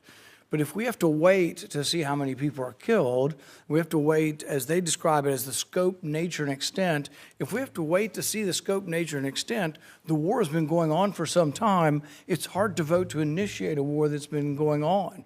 And we can say this war is over, but we're still blockading it, and we may go back in. But there are no clear answers. You know, we put 2,000, we leave 2,000 troops in. Are we going to call that war and initiate it? So the definition of war is very important. And I think we have to acknowledge the problems with our argument. Calling things kinetic action is a disservice to our soldiers. Oh, you weren't really wounded in war. You don't have a Medal of Honor for war. You have a Medal of Honor for a kinetic action. So I think let's call it what it is, and let's vote on these things. But I think we're in violation of both the spirit and the law of the Constitution by bombing a capital, blockading a country, and removing elected officials. And we certainly wouldn't tolerate it, nor would I if someone did it to us. Well, we didn't remove an elected official. We removed someone who was not elected, and it was actually an indicted drug trafficker in the United States. And their system— Our laws, indicted under our laws. Look, Bolsonaro says that Da Silva is not really the president of Brazil. Our president said Biden wasn't really the president. Hillary Clinton said in 2016 Trump wasn't the president. So you have these arguments, and I agree with you. It probably was, and most likely was, most assuredly was a bad election. He wasn't really elected. But at the same time, if that's our predicate, and you don't have to come to us because it's a drug bust, we're just removing somebody, you can see where it leads to, and it leads to chaos. And that's why we have rules like the Constitution, so we don't get so far out there that presidents can do whatever they want. It is this check and balance. And I would argue for 70 years we've been going the wrong way. It isn't just this president, but it's a debate that I think is worth having. Well, thank you, Mr. Chairman, and I want to associate myself with the comments of Tim Kaine. The fact that we're 5 months into this, and this is the first oversight hearing, is really a complete failure of the responsibility of Congress, failure of this committee to demand oversight, but also a reflection of the reluctance of the administration to engage in the proper consultation with Congress. So I hope we can do a lot better going forward, and that we'll see you at least every 6 weeks or so, not every five months. I also feel like the strategy of keeping basically these very weak arguments secret so that they can't be discussed openly for the legal justifications. I've gone down and read them, and there's a reason obviously you'd be incredibly embarrassed if those were public. So make them public. Let's have an actual transparency here in the United States of America. And let's be clear about what has gone on. We had a dictator we didn't like. We've replaced it with a dictator we think we can manipulate. And if that doesn't work, we'll do something else in order to pry open that economy for oil. And I must say that you did say something I liked. So let me emphasize that. I'm making progress. Yeah. You said no U.S. taxpayer dollars will be used, no spending on our part, to kind of prop up Venezuela. Can you restate your commitment to that? Yeah, they're not going to need it. For example, we're not spending money in Venezuela right now. I mean, obviously, look, I think you're putting aside embassy operations and all of that. And by the way, there may be some program through foreign aid that some of you might be interested in the future. We don't think that Venezuela is the kind of country that needs that. This is a very wealthy country. Thank you. I'm glad you restated that, because I think that we will see some moment when the administration says, let's subsidize our American oil companies to rebuild the infrastructure in Venezuela. And I must say that's a very unpopular idea among my constituents. I think America needs a lot of investments in infrastructure here. And I think you have a way too rosy sense of the oil economy there. Many experts have said, look, without 10-year prospect horizon of stability, without Canada deciding to ship a lot more of its heavy oil instead of to the Gulf, doing it to Asia so that we prop up the kind of demand in the Gulf, without keeping Iran off the international stage so that the cost of oil, the value is higher.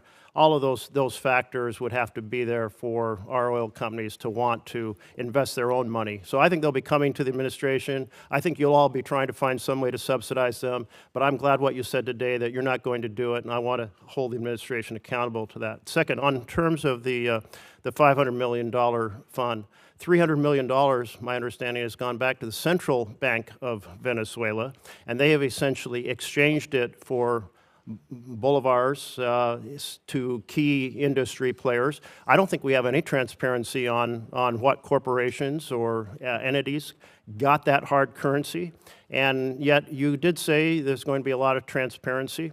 You also said, if I understood right, that those funds are eventually going to be brought back into the structure of U.S. control as part of our, formal structure of funds. And in that sense, the Constitution says no money shall be drawn from the Treasury but in consequence of appropriations made in law. So are you going to make sure that if that money comes back into kind of full U.S. control, not an offshore account the way it is now, that we're going to abide by the Constitution? Third point here is that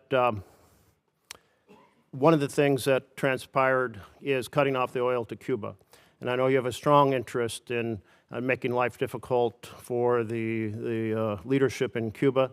Can you lay out for us what other things you might be planning in that regard and how those fit into an overall plan? Yeah, well, I'll try to do that in a minute. Let me just say on the rosy projections of oil, it's not rosy projection. I mean, it's either going to happen or it's not. In essence, oil, there's no world in which the United States is subsidizing investment in Venezuelan oil. It's very simple. Oil company will go in and say, okay, this is the oil you have. This is how much it's going to cost us investing on the front end to one end make money pay back our investment plus a profit at the back end, and then depending on the terms of that investment, they'll make a decision about whether it makes sense for that or not.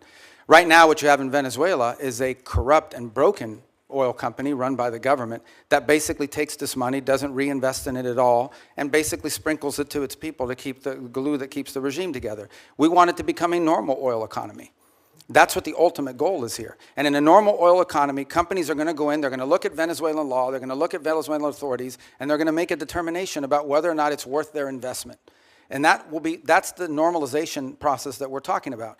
That's going to be up to them if they want to have a normal oil economy as opposed to one that is basically used as a way to feed graft in a very inefficient way, but didn't care about that. If they do it the right way, we think it has great promise and potential over the long term, especially because these investments take a long time. But the U.S. doesn't have to put any money to encourage companies to go in and invest, nor is there any interest in doing so. But a lot of it That's a point I really do appreciate. Yeah, no, I don't want to see. Well, I don't even think American that's even taxpayer been. dollars going in. I don't think that's even been discussed or considered by anybody. Your second point was, I wrote it here, but now. It's the $300 million Since I left here, being I've had to start redistributed using to these. I corporations in Venezuela. And The second one was what, I'm sorry? lack of accountability over that. The $300 Oh, million yeah. has already been distributed. On the account. So that's not the permanent structure we want to see. In the long term, we just want them to have a normal industry where the companies are involved in there, they're selling it directly to the market, and we're out of that game. What we're talking about now is the sanctioned oil, the oil that's under our sanction. So we have to monitor how that money moves. So yes, the first $300 million moved for the following reason. We would all agree we didn't want to see systemic collapse. Like one of the things a lot of you told me you were worried about on the short term is this is going to trigger internal chaos in Venezuela. 1 million people are going to storm the border with Colombia. Colombia even stood up troops to their border to prevent it. Brazil was worried about it as well. It's going to lead to fighting in the streets between rival factions and shooting. None of that has happened. And key to that stabilization is ensuring that the government had enough money to meet payroll and meet their basic needs as part of the stabilization. We should not confuse stabilization with transition. This is not what the permanent structure is going to look like. The Treasury's handling the structuring of that account, so I would refer you to them, and I can get you an answer for them as to what the legal framework of that Treasury blocked account is going to look like. That would be very helpful, because what you just mentioned, money to meet payroll, is very different than what we've heard about the money being used to give hard currency to key corporations inside of Venezuela, which would not be meeting payroll. Well, which This is where corporations? complete oversight is required. Well- We'd like to have transparency over how that's being Yeah, remember, the first $300 million we're going to have to, on that one, because of the urgency in moving funds to keep the place stable, is going to require us to undertake a retroactive audit of how that money was spent, the first $300 million.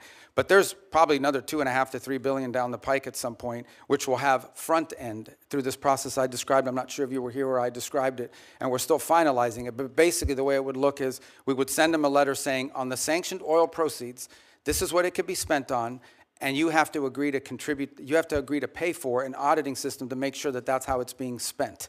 That's the process we're trying to create. Again, on Friday, we'll mark the 4-week mark of this all began. I understand, we live in a world where the items move very quickly. This was front page news of 3 weeks ago when we scheduled this hearing, and today other items have captured the attention, but we remain focused on it. So it's only been 3 or 4 weeks, but that's the process we're setting up with Treasury, and obviously as we finalize it, we'll provide that to you. But this is not permanent. This is not the system we want to see in place in the long term. We want to see a normal country. What was your third question? Cuba. Oh, Cuba. Cuba. Oh, okay. I'll tell you about Cuba. Okay. Secretary Rubio, as you know, in our home state, this was very popular. Cubans, Venezuelans, Nicaraguans, basically everybody in Latin America has been fighting. A lot of them are in Miami, as you know, because they've had to leave these countries because of socialism and lack of opportunity. So what the president did, the willingness of the president with your support and with Pete Hegseth's and the military was very, very, very well thought of. So the first thing I want to say is on behalf of Floridians, thank you for what you guys did. Now, the next is everybody has these ridiculously high expectations, which we all do. We would love to have a free and fair election tomorrow, where there was that there was no oppression. Everybody wanted to run; they could run. So, tell us how should Venezuelans and Cubans and Nicaraguans look at this, and how patient should they be, and what would be the sort of the milestones you would give them to look at to say we are making progress? Well, first I would remind everybody, let's just go back 6 months, 8 months, a year ago at this time. The Venezuelan challenge for us was frozen. It was a frozen situation. We had a regime that was entrenched. Its opposition was either in hiding or had been forced overseas. Edmundo Gonzalez lives in Spain. Maria Corina is no longer, she's very brave. She stood there as long as she could, but she had to leave. The others are in jail. They were increasing their relationships and outreach with Iran, and currently have existing ones with Russia, Cuba, and China.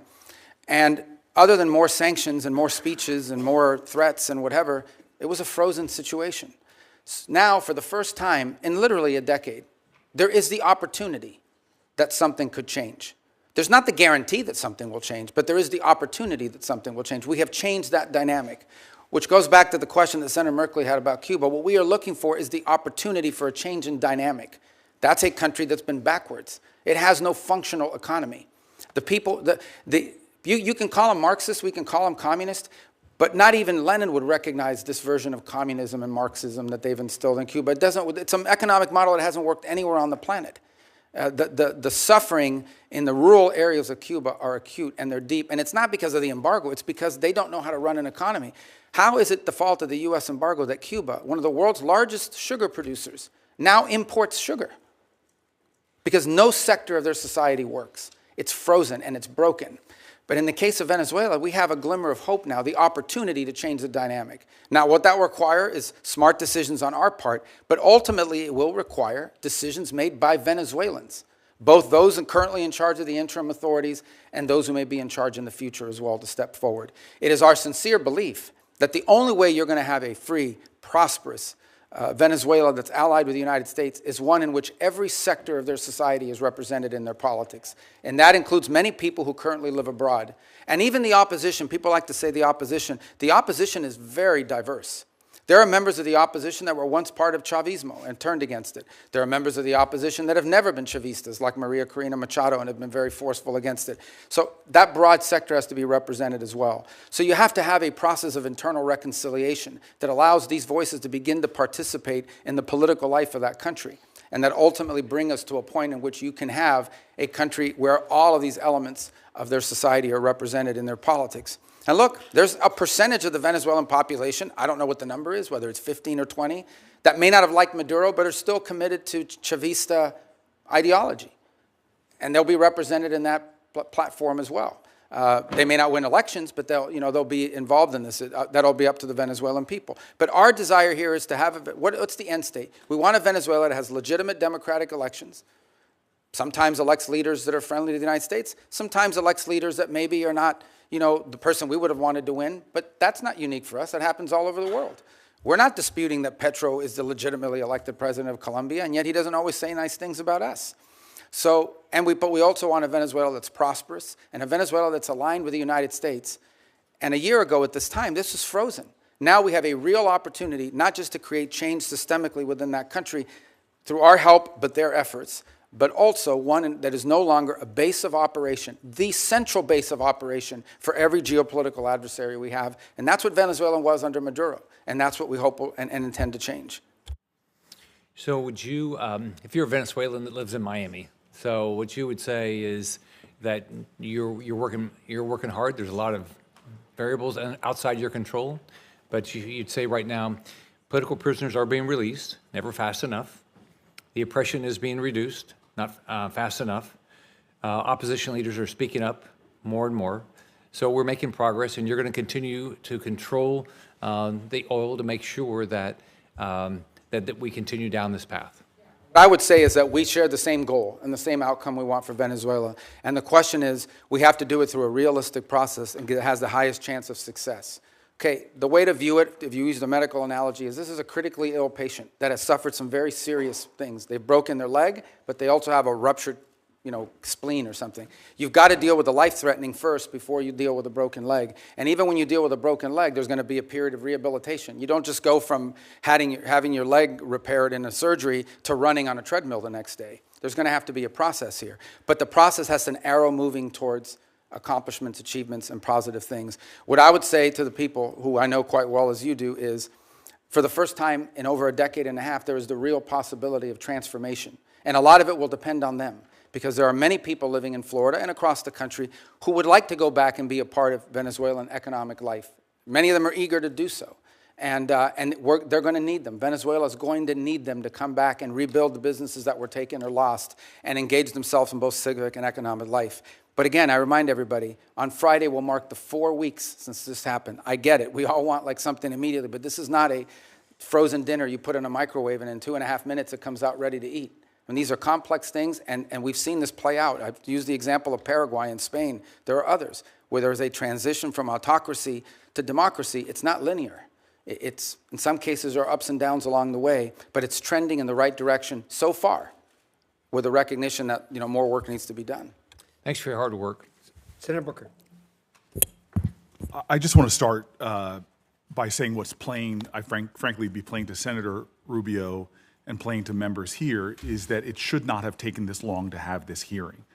Fundamentally, we have a crisis, I believe, in our democracy right now, which is the failure of Congress to do its job, to provide checks and balances, oversight, to provide the kind of constitutionally mandated work that we should be doing to keep a balanced government. We have operations right now that are literally costing the American taxpayer tens of millions of dollars a day. The buildup in the Caribbean alone is hundreds of millions of dollars a month, but we're not providing that kind of oversight that's necessary. So from our power to the purse, to our important work of providing a check and balance to an administration, what we're seeing right now is unacceptable and speaks to what I think is a growing constitutional crisis in our country, which is a Congress that is just lying down for the administration to do whatever it wants, whenever it wants. I want to pick up on my colleague's questioning because I actually know from years of conversations with you your heart about human rights in countries like Venezuela, Mr. Secretary. And you issued a travel warning, a level 4 travel advisory from your department's website that says, right now in Venezuela, there's a high risk of wrongful detention, torture, terrorism, kidnapping, arbitrary enforcement of laws, crime, and more. And when we hear from the president that he is in charge, that you all are running this government to that extent, I have a lot of concerns when it comes to the rampant human rights violations that are persisting. Cabello is Maduro's key hardline enforcer. He's continued to intimidate and suppress Venezuelan voices. He remains in control of Venezuela's security services, the colectivos. We're seeing extraordinary examples that the constant oppression of the people is continuing as these folks are remaining in control of the country. So I just want to know what is the plan to address in a much more aggressive manner these severe human rights violations and to try to stop these armed militias. Because if we are doing things to stabilize their government, if we're turning over resources and money to the very groups that are creating these horrors, that seems to me against America's values, and it seems to me something that is should be unacceptable to Congress on both sides. Yeah, well, absolutely. The Venezuela I described that we want to see emerge from this is one in which none of that is happening. If you think about travel advisories are us imagining worst-case scenarios. We have a duty to warn American citizens when they travel to a place that does have a history of Americans being arrested, of Americans being taken. And they may be taken by a deliberate action of a government or entity related to the regime. They may be taken by criminal gangs that control parts of that society. For example, you have these colectivos, as they're called, which basically are these armed motorcycle gangs that are allowed to act with impunity in return for their support for the Maduro regime in the past. You have the ELN and the FARC and other drug trafficking organizations, including Tren de Aragua, that are involved. Again. So these are real risks that we have a duty to warn Americans, because here's what we didn't want to see, and don't mean to interrupt you. We have this announcement that Maduro's been taken. All of a sudden, people conclude, oh, he's gone, let's flood over there, let's all go over there, and we could expose people to dangers. But this is the hypocrisy that I see. At the same time that you're issuing these human rights cautions about what's going on there for Americans, you have a president that's lifting temporary protected status for Venezuelans. Many of them are individuals that have lived in our country for years, if not decades. When I hear from the Venezuelan community, I hear an outrage that at the very same time that you are affirming here that these armed militias are running around suppressing voices, we have an administration that has said very clearly that they're not only going to be lifting temporary protected status for Venezuelans living in the U.S., but instead of protecting longtime American residents, their quote, the administration is putting people back on deportation flights and sending them into that madness. Does that make sense to you? Well, first of all, the travel advisories for American citizens traveling there and the threats posed to Americans. What you're describing is... Why lift temporary protected status? Well, the problem with temporary protective status was it was granted to so many people in such a vast numbers so quickly without proper vetting by the previous administration that there's a real concern that there were gang members that had received TPS simply because of the nation they came from and the time in which they came. It became so big and so massive. The overwhelming majority of Venezuelans are not members of Trained at Agua, but there were Trained at Agua and other criminal elements embedded in the TPS system. And the numbers were so large that the administration felt it had to cancel the program in order to appropriately vet it through on the individual cases. Excuse me, Mr. Secretary, this might not surprise you. I don't trust this administration and the way they use terms like terrorist. I've seen them calling American citizens domestic terrorists who are people trying to peacefully protest. The problem we have right now is the administration continues to make policies that seem to contradict their words, and yet we don't have a process in place for Congress to do its job because people are not calling folks in for these hearings and not providing the kind of oversight that we need. It is very frustrating to me that we still have a repressive regime in power in Venezuela suppressing human rights, yet we are cooperating with them, we are funding them, and we're not calling out the ridiculousness of the violence that's going on there. At the same time, we're taking people who have lived in our country for years and years and years and sending them back into that hell where they can be targeted, where they can be abducted, where they can be held for hostage because they know they have American family members that are still here. This is a situation ripe for where we are being complicit in continuing human rights violations, and that needs to stop. And I thank you. Just on 2 points. We're not cooperating with them to continue doing what they're doing now. We're cooperating with them to transition away from what's happening now. And as I said, we're not even 4 weeks into this thing. And if it continues to look like this in 6 months, 9 months, a year from now, if progress isn't being made, we'll have very different feelings about it. But what we're cooperating on is not the continuation of what's happening. It's a movement away from all this and transitioning ultimately to something that looks nothing like this. That's the goal. But it's been less than 4 weeks. I mean, we think we've made substantial progress in a very short period of time, but I acknowledge we want to make a lot more progress. This is not the end state that we want. Senator Corner. Mr. Secretary, I want to expand a little bit on the question that Senator Barrasso raised about Venezuelan oil. But primarily what I want to do is focus on something that's come to be known as the shadow fleet or ghost fleet of Russian and Iranian oil that's been used, that's subject to sanctions, which has, with the complicity of Venezuela, been used to evade sanctions to help fund the Russian war against Ukraine and help Iran remain the #1 state sponsor of international terrorism and fund its proxies, which have been responsible for so much death and misery in the Middle East. So it strikes me that Venezuela, even though it has a lot of oil, has been more involved in trying to assist its allies, namely Iran and Russia, in circumventing these sanctions to help them fund their nefarious activities, both in the Middle East and in Ukraine. But obviously, they're also a source of additional energy which is needed by China. Can you help us understand that better? And is the law enforcement operation to arrest Nicolas Maduro and the current status of our engagement with Venezuela helping us deal with that ghost fleet or the evasion of sanctions?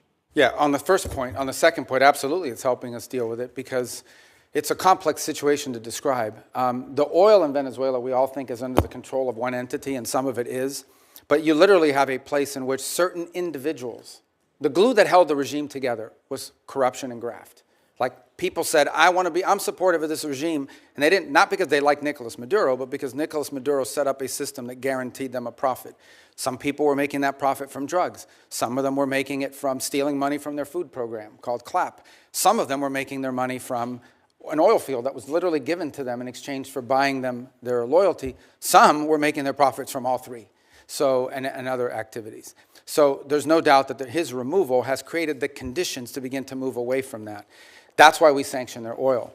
The ghost fleet exists for the following reason. When something is sanctioned, when we say it is illegal for them to move this oil, none of the traditional legitimate tankers will carry that oil. They won't touch it because they don't want to be sanctioned by the United States. So you have to turn to these pirates. You have to basically turn to these ships that are either falsely flagged, meaning they're flying the flag of Liberia, but they don't really have a Liberian flag, or are stateless in their capacity. And they have to turn to them, and they turn to these vessels. And these vessels are made up with crews from all over the world. We seized one where the majority of the crew members were Ukrainian. We've seized others, the majority of them are Russians, and a mix, and what have you. And so what's happened is a lot of this oil is going, a lot of this shadow fleet oil is going even outside the PDVSA system. And those are the ones that we have now been seizing as well, as the ones that are involved outside the PDVSA system. Our goal is to rope all of this illegal oil into a channel that goes into this account that ultimately goes to the benefit of the Venezuelan people. This is an interim step. This is not the way we want the oil industry to look like in perpetuity. This is simply a way to provide revenue so that there isn't systemic collapse while we work through this recovery and transition phases. So there's no doubt that when Maduro was there, we had no cooperation on any of this. Zero cooperation. But I will tell you this, since the time Maduro was removed, not a single illegal ship has headed towards Venezuela. And the ones that you hear us seizing are all the legacy ones that took off or have been seized in the past. So we have got a really good handle on this as a result of it. And what's really changed is the dynamic that the Venezuelan interim authorities are now actually helping us identify shadow fleet ships that they want us to seize and feed into this new interim mechanism. So let me turn to Iran. Obviously, the president authorized a strike against their Iranian nuclear program, and what I consider to be a magnificent demonstration of American military power. And even though the arrest of Nicolas Maduro was not primarily a military operation, but they provided the support to law enforcement authorities as they executed an arrest warrant against Nicolas Maduro. Likewise, I think most Americans were very proud of how the U.S. Government and particularly the U.S. military have performed. But I know the president's very concerned about what's happening to the demonstrators in Iran. And of course, there's some estimates that as many as 30,000 Iranian demonstrators have been executed by the regime. But I know the president's being presented with a range of options. We notice a lot of movement into the region by our Navy and other authorities. But what happens if the supreme leader is removed in Iran? What happens next? Well, that's an open question. I mean, no one knows who would take over. Obviously, their system is divided between the supreme leader and the IRGC that responds directly to him. And then you've got these, quasi-elected individuals, the ones that wear the suits on television who are part of their political branches, but ultimately have to run everything they do by the supreme leader. So I don't think anyone can give you a simple answer as to what happens next in Iran if the supreme leader and the regime were to fall, other than the hope that there would be some ability to have somebody within their systems that you could work towards a similar transition. I would imagine it would be even far more complex than the one we're describing now, because you're talking about a regime that's in place for a very long time. So that's going to require a lot of careful thinking if that eventuality ever presents itself. On the issue of our presence in the region, here's the baseline I want to set for everybody. The baseline is this. We have 30 to 40,000 American troops stationed across 8 or 9 facilities in that region. All are within the reach, theoretically, not theoretically, in reality, all are within the reach of an array of thousands of Iranian one-way UAVs and Iranian short-term ballistic missiles, short-range ballistic missiles that threaten our troop presence. We have to have enough force and power in the region, just on a baseline, to defend against that possibility. That at some point, as a result of something, the Iranian regime decides to strike at our troop presence in the region. The president always reserves the preemptive defensive option. In essence, if we have indications that, in fact, they're going to attack our troops in the region, to defend our personnel in the region. We also have security agreements, the Defense of Israel Plan and others, that require us to have a forced posture in the region to defend against that. And so I think it's wise and prudent to have a forced posture within the region that could respond and potentially, not necessarily what's going to happen, but if necessary, preemptively prevent the attack against thousands of American servicemen and other facilities in the region and our allies. I hope it doesn't come to that, but that's, I think, what you're seeing now is the ability to posture assets in the region to defend against what could be an Iranian threat against our personnel. They certainly have the capability to do it because they've amassed thousands and thousands of ballistic missiles that they've built. Despite the fact that their economy's collapsing, they keep spending money on that. Thank you. Gentlemen, do I understand that you're yielding to Senator Duckworth? Is that correct? Both of you? Senator Van Hollen? Are you going to yield to Senator Duckworth? Okay. Senator Duckworth. I thank my colleagues. My daughter has dental surgery, so they're being very kind so I can get her through that. Thank you. Mr. Secretary, last March, the President invoked the Alien Enemies Act, a notorious wartime law last used for Japanese internment. He said that he was responding to the Maduro regime's supposed invasion or other acts of war against the United States. But in recent weeks, you, the Department of Justice, and our friends across the aisle have repeatedly said that we are not at war with Venezuela. Secretary Rubio, if that is true and we are not at war with Venezuela, will you advise the President to rescind his invocation of the Wartime Alien Enemies Act? Well, that was a mechanism to remove people from our country that prevent grave danger. So, for example, we know for a fact that Tren Agua is a very dangerous gang. In fact, I believe, if I'm not mistaken, I may have been the first member of Congress. This is a wartime act, Mr. Secretary. Well, are we currently at war with Venezuela? No, we're not in a state of war in Venezuela. Okay, the Supreme Court has described the Alien Enemies Act as a wartime power, our Supreme Court. And before now, the Alien Enemies Act was only invoked during the War of 1812, World War I, World War II, when it was used to intern thousands of innocent civilians. Are you really arguing that the President should be able to wield an internment law? No, but we're talking about two separate things here. So you're talking about the state of Venezuela or are describing the regime. And we're talking about, but what the President designated. Invoked the Alien Enemies Act. I know, Senator, but let me be clear with you. No, but what the President was talking about are these gangs that have, and these narco-trafficking groups that are waging war on the United States. There's no doubt.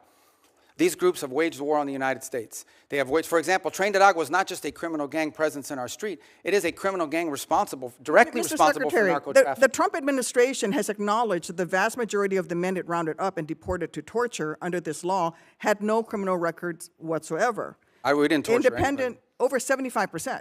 Who did we torture? We haven't tortured anybody. We've arrested people that are members of gangs and we've deported them. We don't want gang members in our country. Have found that many of the men were here legally. If the administration is willing to lie about who it's targeting under this law, what protections do totally innocent people have against abuse? Again, I want to ask you, will you advise the President to rescind his invocation of the Wartime Alien Enemies Act? No, of course not. I mean, these are people that are threats to the national security of the United States. But I've described this in hearings in the past, including before you guys. So you're saying that we're at war? We are absolutely. When it comes to narco-trafficking groups and criminal gangs that are targeting the United States for criminal activity. We're in a state of war.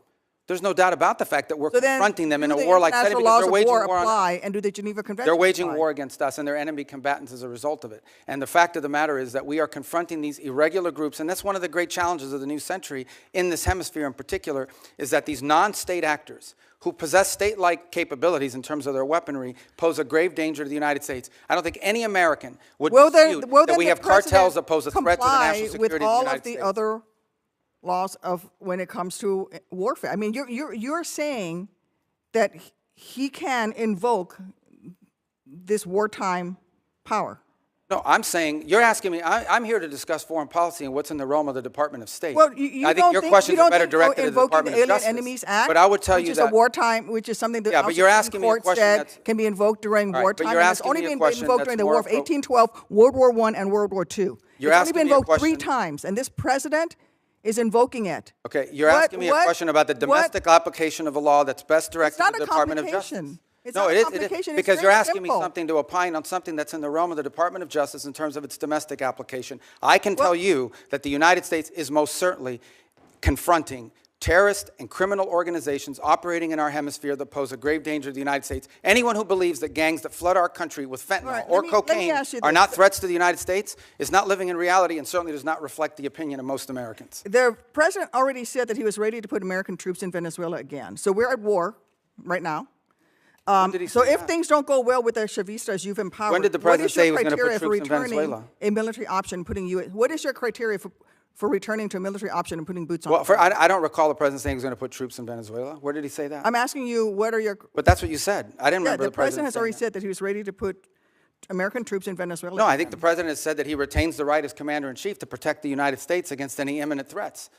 Maybe that involves troops, maybe that involves air power. We hope, but we don't anticipate that being the case in Venezuela. I worry that you are playing fast and loose with our nation's Well, I just gave you military. And testimony let me here. just say, I just want to conclude by Yeah, saying... but I just gave you testimony of how well things are moving forward, not as fast as everybody would like. Yeah, but you also said So that why- in 6 or 9 months, if things don't go well, you're going to have to do something else. And the president's already said that he's not ruled out the military option. And you've also just said that, yes, we are at war. The president has But wartime every powers. president retains So the power to use military to it's reasonable for me protect- to ask you... And I gave you a very specific example. Every president retains the right to defend the United States against an imminent threat. Yes, if there are just give you an example, Iranian drones deployed in Venezuela that could threaten the United States, we most certainly will address that, even if it's located in Venezuela. But we hope we don't get to that point. We don't expect to get to that point. I don't think that... We're not trending in that direction. That's a fact. But that said, on the one people of hand, America people are here are worried that unhappy this we're is a president cooperating who with engages Venezuela. in yet On the other hand, they another want us to forever go to war, with Mr. them. Secretary. What's We that? don't need to be in another forever war, and that is the path that we are going towards. And let me just say... Well, how are we let me going towards a conclude- let me forever just- let war me if we're just dealing with conclude. we're Well, dealing you're with not Delcy ruling out a Rodriguez military every day? option. You're not going to ask him to rescind his invocation of the Alien Enemies Act. That puts Americans in jeopardy. And let me just say something about the president's recent comments about NATO allies. When I served in Iraq, there were Polish forces there with us. There were British forces there with us. There were Spanish forces there with us. I personally landed in Elzi, España, which came under direct attack by insurgents. Polish troops who have worked with the Illinois military, with the Illinois National Guard for 30 years, died in Afghanistan, Mr. Secretary. All the president so I just wants want is for NATO to is have that more our NATO capabilities. allies have stood beside wants us, our allies to and have more we NATO need to maintain the strength of that alliance. I get it. yield All back. the Senator, your president wants is our time's allies. up. Not making much progress here. Well, let me just very say, the much. president Let's- just wants our allies to have more capabilities to be involved in operations like that, God forbid, in the future if necessary. That's not what an he said. unreasonable He said request. that they stayed a little behind, and they certainly did not come to our defense. And Well, which not they every did. country in Europe, not every country in NATO participated in those missions. Some did. Denmark suffered some of the greatest military casualties. There's no doubt that many of our allies have stepped forward and provided assistance to us, and there are many others that simply don't have the capability to do it now or in the future. That's not what the president said. So Senator that's what he Lee, was pointing to. Thank you, Mr. Chairman. Thank you, Secretary Rubio, for being here. I also want to thank you for reaching out to me the night of the execution of the arrest warrant against Nicolas Maduro. I could tell when we talked that you had been up all night, and it was kind of you to reach out to me and describe what had happened that evening. I've long been a believer in the fact that the United States has been abundantly blessed by geography. God and nature's God have blessed the American continent with two vast oceans, one to our east, one to our west, that have protected us from the old powers of other parts of the world. We should use those to our advantage.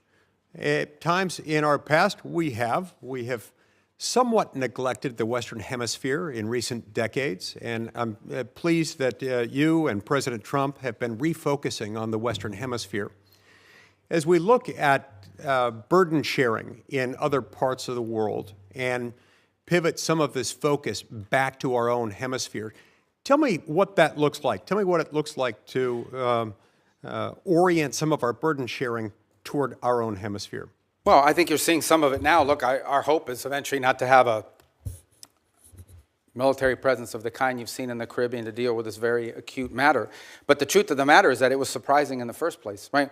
If these ships and these assets were deployed in the Indo-Pacific or in the Mediterranean or in the Middle East somewhere, no one would blink an eye. They say, well, that's normal. That's what we always do. The fact that they were deployed in the Western Hemisphere was a shock to everybody because we haven't done it. In fact, according to Southcom, they've rarely have ever had assets permanently deployed to them. They may have been transiting through at some point, but not permanently deployed, to deal with a very acute matter. And that is, and these are, these things become interrelated here at some point, but they are separate in many ways. And it's part of what I was trying to explain to Senator Duckworth.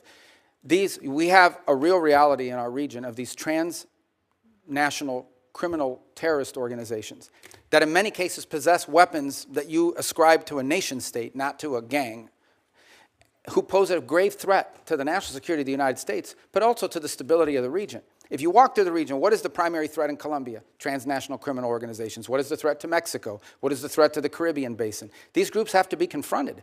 They have to be confronted forcefully. What's the threat in Haiti to systemic collapse? And that is these criminal gangs that basically control territory and threaten the ability to even form a government there in that regard. So it's endemic throughout the region, and it ultimately impacts the United States through mass migration, through drug trafficking, and other related criminal organizations. And so we need to have a force posture that can confront that, and that can provide assistance in conjunction with other partners. We also need more countries that are willing to cooperate with us and collaboratively work on these things, the way Ecuador is now doing, the way El Salvador has done, the way Trinidad and Jamaica and other countries, the way we historically have done with Colombia, by the way, and continue to do in many respects. So we hope Venezuela will be one of those. Imagine if a future, or even the current interim authorities, or a future legitimate government of Venezuela cooperated with the United States against Tren de Aragua, cooperated with the United States against the ELN, the FARC, and the drug trafficking organizations. How much easier it would be to confront these challenges that we face. But it will require some force posture in the region. I think the one area, if your question is in the context of NATO, the one area we have to recognize is that we need to have a presence in the Indo-Pacific. Many of you travel overseas and are constantly being told by our Indo-Pacific allies they want to see a sustained commitment of the United States to the region. We still have obligations and needs that we need to address when it comes to the Middle East. We have a growing threat of the rise of terrorism potentially in the African continent. And then, of course, you point to the Western Hemisphere. So that doesn't mean we're abandoning NATO or abandoning Europe. It does mean that we are going to have to, at some point, readjust our force posture in the world to deal with all of these realities. And as a result is why I keep making the point, the stronger our allies and more capable our allies in NATO are, the more flexibility we'll have to do that. We'll still be there with our assurances. We'll still be there with our presence. We'll still have some of the largest military deployments in the world will be in Europe with our allies. But we are going to need some flexibility to do this over time. And we've told this to our allies, and we told them there'll be no surprises. And most of them understand it, frankly, they do. And that's why they're moving very quickly in many cases to rearm and reinvigorate themselves. Over the last 5 to 10 years, we've seen China gain pretty significant footholds by historical standards in South America, in Central America, in parts of the Caribbean. Sometimes this occurs simultaneously with and in the same places as drug cartels, places where drug cartels are the strongest. How would you describe the connection between those two things? Are they correlated, or is there a causal connection? Well, the correlation may be to the extent that you have, usually when you have strong narco organizations or drug trafficking organizations, you also have very weak states that are, in some cases, vulnerable to corruption. So the general Chinese practice has been, you go into a country, you offer to build a bunch of stuff that you end up building poorly. And to get that contract, you do it as a market share thing, not because you can make money off it, but because it puts you in place at the expense of everybody else. You sometimes have to bribe people locally in order to get that, and it gives you a foothold into that country and allows you to expand into other sectors. In some cases, frankly, it has been like in telecommunications, because Huawei shows up with a deal, and no Western company shows up with a deal that's affordable, and so they go with Huawei because they want to have 4G, not to mention 5G. Huawei provides a product that's not the best, but it's good enough, and they can afford it. And it's subsidized by the Chinese government. So we've seen that play out in place after place. It became quite acute, for example, in the Panama Canal Zone, where a Chinese company ended up owning both ports on the Pacific and on the Caribbean side and Atlantic side of that canal, which is of grave concern to the United States. So I do think you've seen their presence, largely through economic means over time, create leverage over nations in the country who become emboldened and either trapped in debt traps or trapped in bad contracts they can't get themselves out of, and always in sectors that are valuable to China that include rare earths, and critical minerals, energy, and infrastructure. Senator Schatz. Thank you. Thank you, Chairman, Ranking Member. Secretary, good to see you again. I want to ask about the oil. Under U.S. law, funds received by the government must be deposited with the Treasury. Earlier, you testified that the funds are being held short-term in Qatar and then will move to a Treasury-blocked account. What is the statutory authority for the administration relying on Qatar to hold the funds? It's not our funds. The funds are in an account that's owned and signed. It's an account that belongs to Venezuela, but it has U.S. sanctions as a blocking mechanism on it. And one of the primary reasons why it was in a third country initially, until we could create the mechanism to move it to a U.S. presence, is twofold. One, we have an issue we're working through on recognition. What is exactly, you have to recognize a government, but we don't recognize this government. We recognize the 2015 National Assembly. So we have to find some creative way legally to meet that standard. The other is, frankly, creditors. If any of that money touched a U.S. bank, even if it was an account in the name of the Venezuelans, it would immediately be seized upon by a number of creditors who eventually we'll have to take care of, but in the short term, that would impede the ability of the Venezuelan authorities to receive the funds they need to operate. So do you have the, I mean, this is what I'm trying to get at, right? Either it's American money, in which case it's subject to the Miscellaneous Receipts Act, and there are all kinds of things that attend to that. You're saying it's Venezuela's money, but it does sound like, according to the EO, according to the president's statements, you are in charge of that money.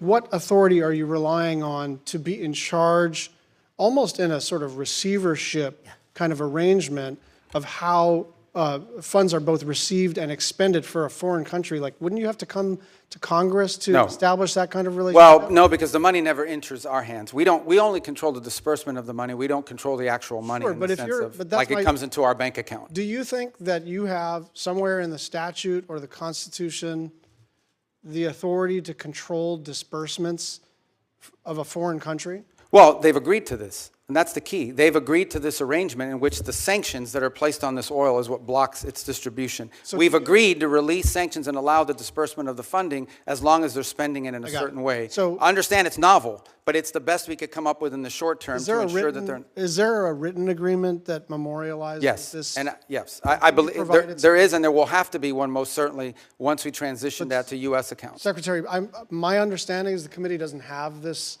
agreement. Well, I can... If we do or we don't? Yeah. And you probably wouldn't because it's a Treasury matter. Treasury's handled it, but I can most certainly talk to Treasury about providing you the information. Also, you're the National Security Advisor, so you do have a role here in coordinating between the departments. So it's not just like you can punt this to Treasury. Yeah, I just didn't bring the document with me. I got it. Okay. I just want you to land it and get it to the committee because, look, you're being transparent. I think this is novel. I think it's funky. I think it may not even be permissible. But I don't know until I see the document, and I'd like you to just land it for us, if that's all right.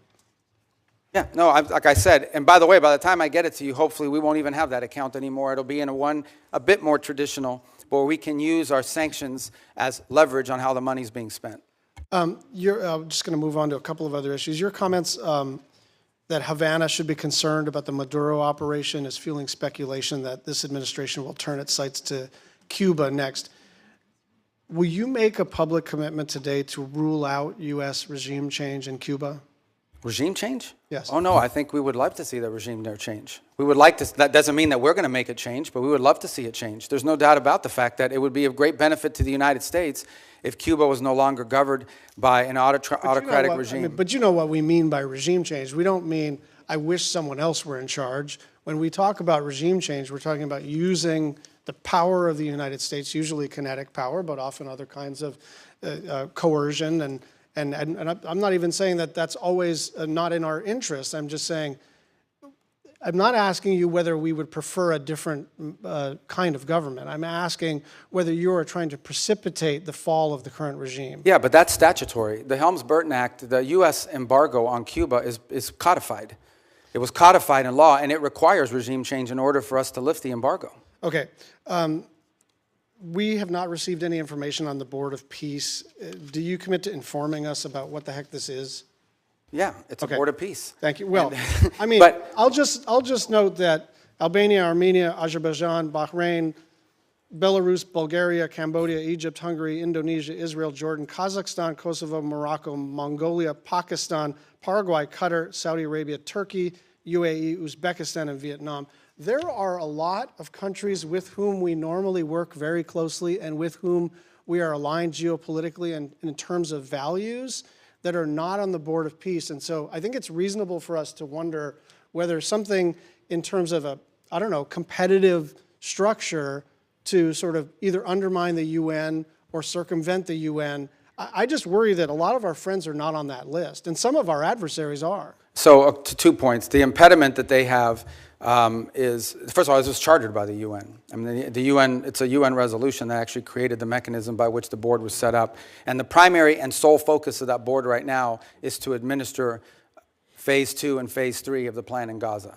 Okay. And we welcome, all these countries have been invited. Some in Europe have chosen not to join it, either because they have constitutional They require constitutional approval of their parliament in order to join, depending on some leaders. Like, for example, I'm thinking there are a couple countries in Europe that could not join until they got permission from their vote. In other cases, because they are concerned about what you just pointed out, they argue and they want to know, is this a replacement for the UN? This is not a replacement for the UN, but the UN has served very little purpose in the case of Gaza, other than the food assistance. Can I just and move so we on think it's to- critical to have something that's in charge of that. One final 10-second question. We are hopefully about to enact appropriations law either this Friday or soon after that. And I just want your commitment to work with my team and anyone else who has jurisdiction on the implementation of the SFOPS bill. Yes, of course, and we're very happy you're about to pass it. Even if you pass none of the other budgets, you should pass that one. Thank you, I agree. You could have gone a little further than that, Secretary. Senator Curtis. Thank you, Mr. Chairman. Thanks, Mr. Secretary. Thank you for your service. You and I overlapped in the Senate by only a couple of days, and as a result, I've only had the luxury. Those were my 2 best days in the Senate. As a result, I've only had the luxury of watching you from a distance, but I will tell you unequivocally, I'm grateful for your role. I believe unequivocally that you and President Trump have made the world a safer place. I push back on the false narrative that we're not respected. I think we're respected far more than we were around the world, and so I'm grateful for that. I don't know how you get around the world the way that you do. You must have some type of superpower, and I'm grateful for the time you've spent with us this morning. Now, all of that said, I do have a basic concern that I'd like to raise with you. I now chair the Western Hemisphere, which you previously chaired, the subcommittee. And I'm often struggling to get briefings, clear information, or meaningful cooperation from the administration and the State Department. Let me give you 3 specific examples. I suspect most of these are out of your visibility, so I want to bring them to your attention. Senator Kaine and I, who's the ranking member, tried to do a hearing on Venezuela late last year. We were told the State Department would not participate in that hearing. I'm trying to put together a hearing right now on the prioritization of the Western Hemisphere, which I think would be very helpful to the administration, and we're struggling to get the State Department to participate in that. I couldn't get a briefing on the drug boat operations until the Kaine War Powers Resolution, and then all of a sudden we got a briefing, but I didn't get that because I was the chair of the Western Hemisphere. And I want to be clear, I support what's happening with Maduro and what's going on there, but I do think the administration could get Congress to be a better partner by informing us better. And from my perspective, I'm struggling to see that, and I would ask you, if you were the chair of the Western Hemisphere, would you be okay with that from the State reaction like that from the State Department, and what would you suggest I do? Yeah, no, look, I think one of the challenges we face, particularly on Venezuela, on the prioritization on the Western Hemisphere, you'll get that briefing. I don't know why they said you haven't been able to get it, but we can figure that out pretty quickly. But I would say both on Venezuela and the drug boat operation, here's the challenge that we face. This is a committee, as you said, I was there for many years, that has oversight over the State Department. The drug boat operation, which I support, but is not a State Department operation. I think now that I'm here testifying with you, there's a lot of State Department involvement in the issue of transitioning and all the projects that we're doing in Venezuela. But everything that led up to that point was not primarily within the jurisdiction of the Department of State. These were Department of War and Department of Justice operations that were ongoing. And so for us to struggle in those cases would be to provide you witnesses that could say anything meaningful on a topic that was largely from an interagency perspective in the realm of other agencies. Now, if you were in some of the other committees, I don't know if they've got those hearings, those that perhaps can tell you that are on armed services and the like. So I think that was the struggle both in December with a hearing on Venezuela policy, and again now and with the drug boat one. On the issue of the broader context of our priorities in the Western Hemisphere, I think that's something we most certainly can and will provide because it features prominently in our national security strategy. And I think we have a lot of good stories to tell about the Western Hemisphere. I'll just be clear, we haven't even been able to get that from the State Department. To get what? Help on a hearing for... No, you'll get it. You'll get it. Okay. Would love to have your commitment moving forward that we could have that type of cooperation that the Western Hemisphere. Yeah, I just got to make sure that the people were, look, I don't want you to have a meaningless hearing. If you're asking about something that's not in our, it's like having a hearing on agriculture in front of the State Department. We have limited involvement because from an interagency perspective, in the case of the drug boats and Venezuela, at the time you requested, this was primarily a Department of War function.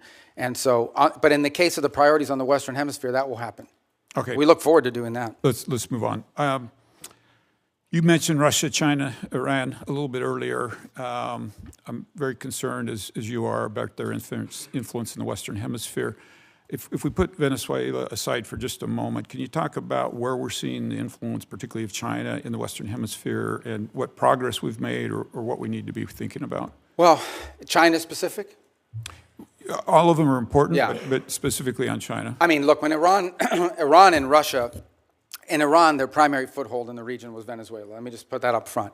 And it involved more than just selling weapons and all this other stuff. I mean, in many cases, there's clear evidence now that they were providing passports, Venezuelan passports with false identities to people who operated on behalf of both Iran and Hezbollah.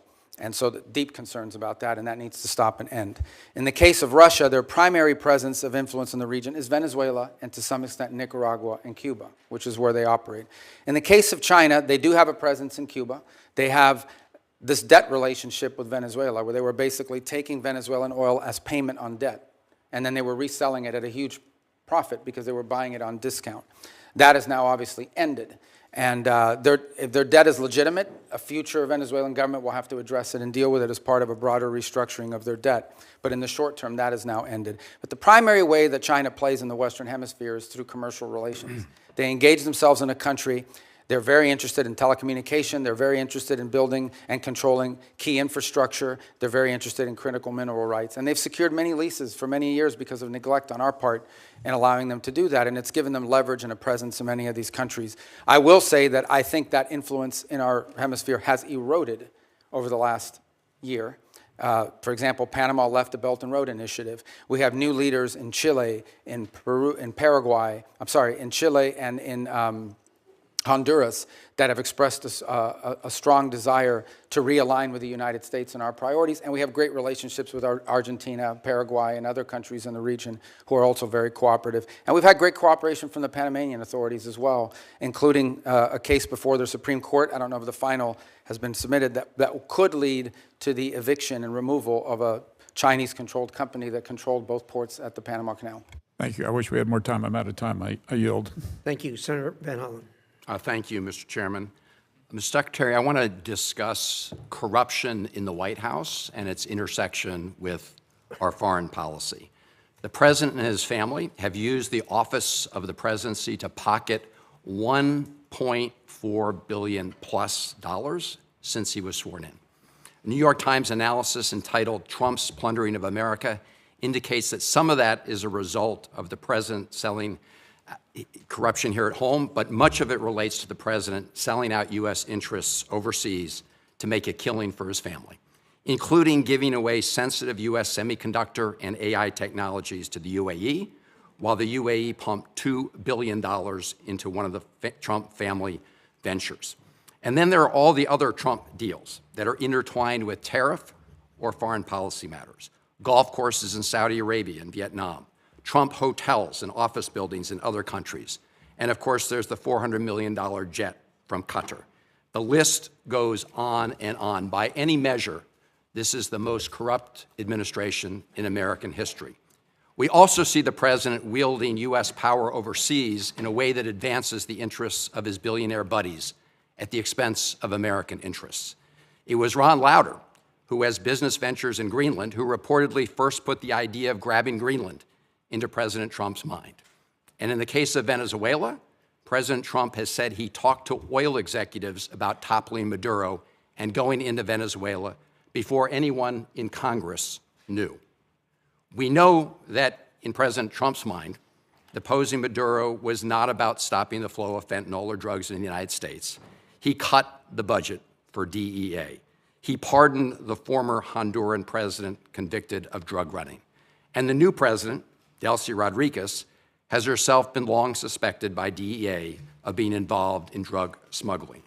She's also a longtime hardened communist leader, So this operation certainly was not about bringing more freedom and democracy to Venezuela. In fact, the president told us what it was all about at his big press conference after seizing Maduro. The president said it was about oil, oil, oil. He used the word oil 19 times, never mentioned democracy or freedom or human rights. And so the pattern of corruption is clear. Now, President Trump has said publicly that he had communications with folks from the oil industry about going into Venezuela before anyone here in Congress was notified.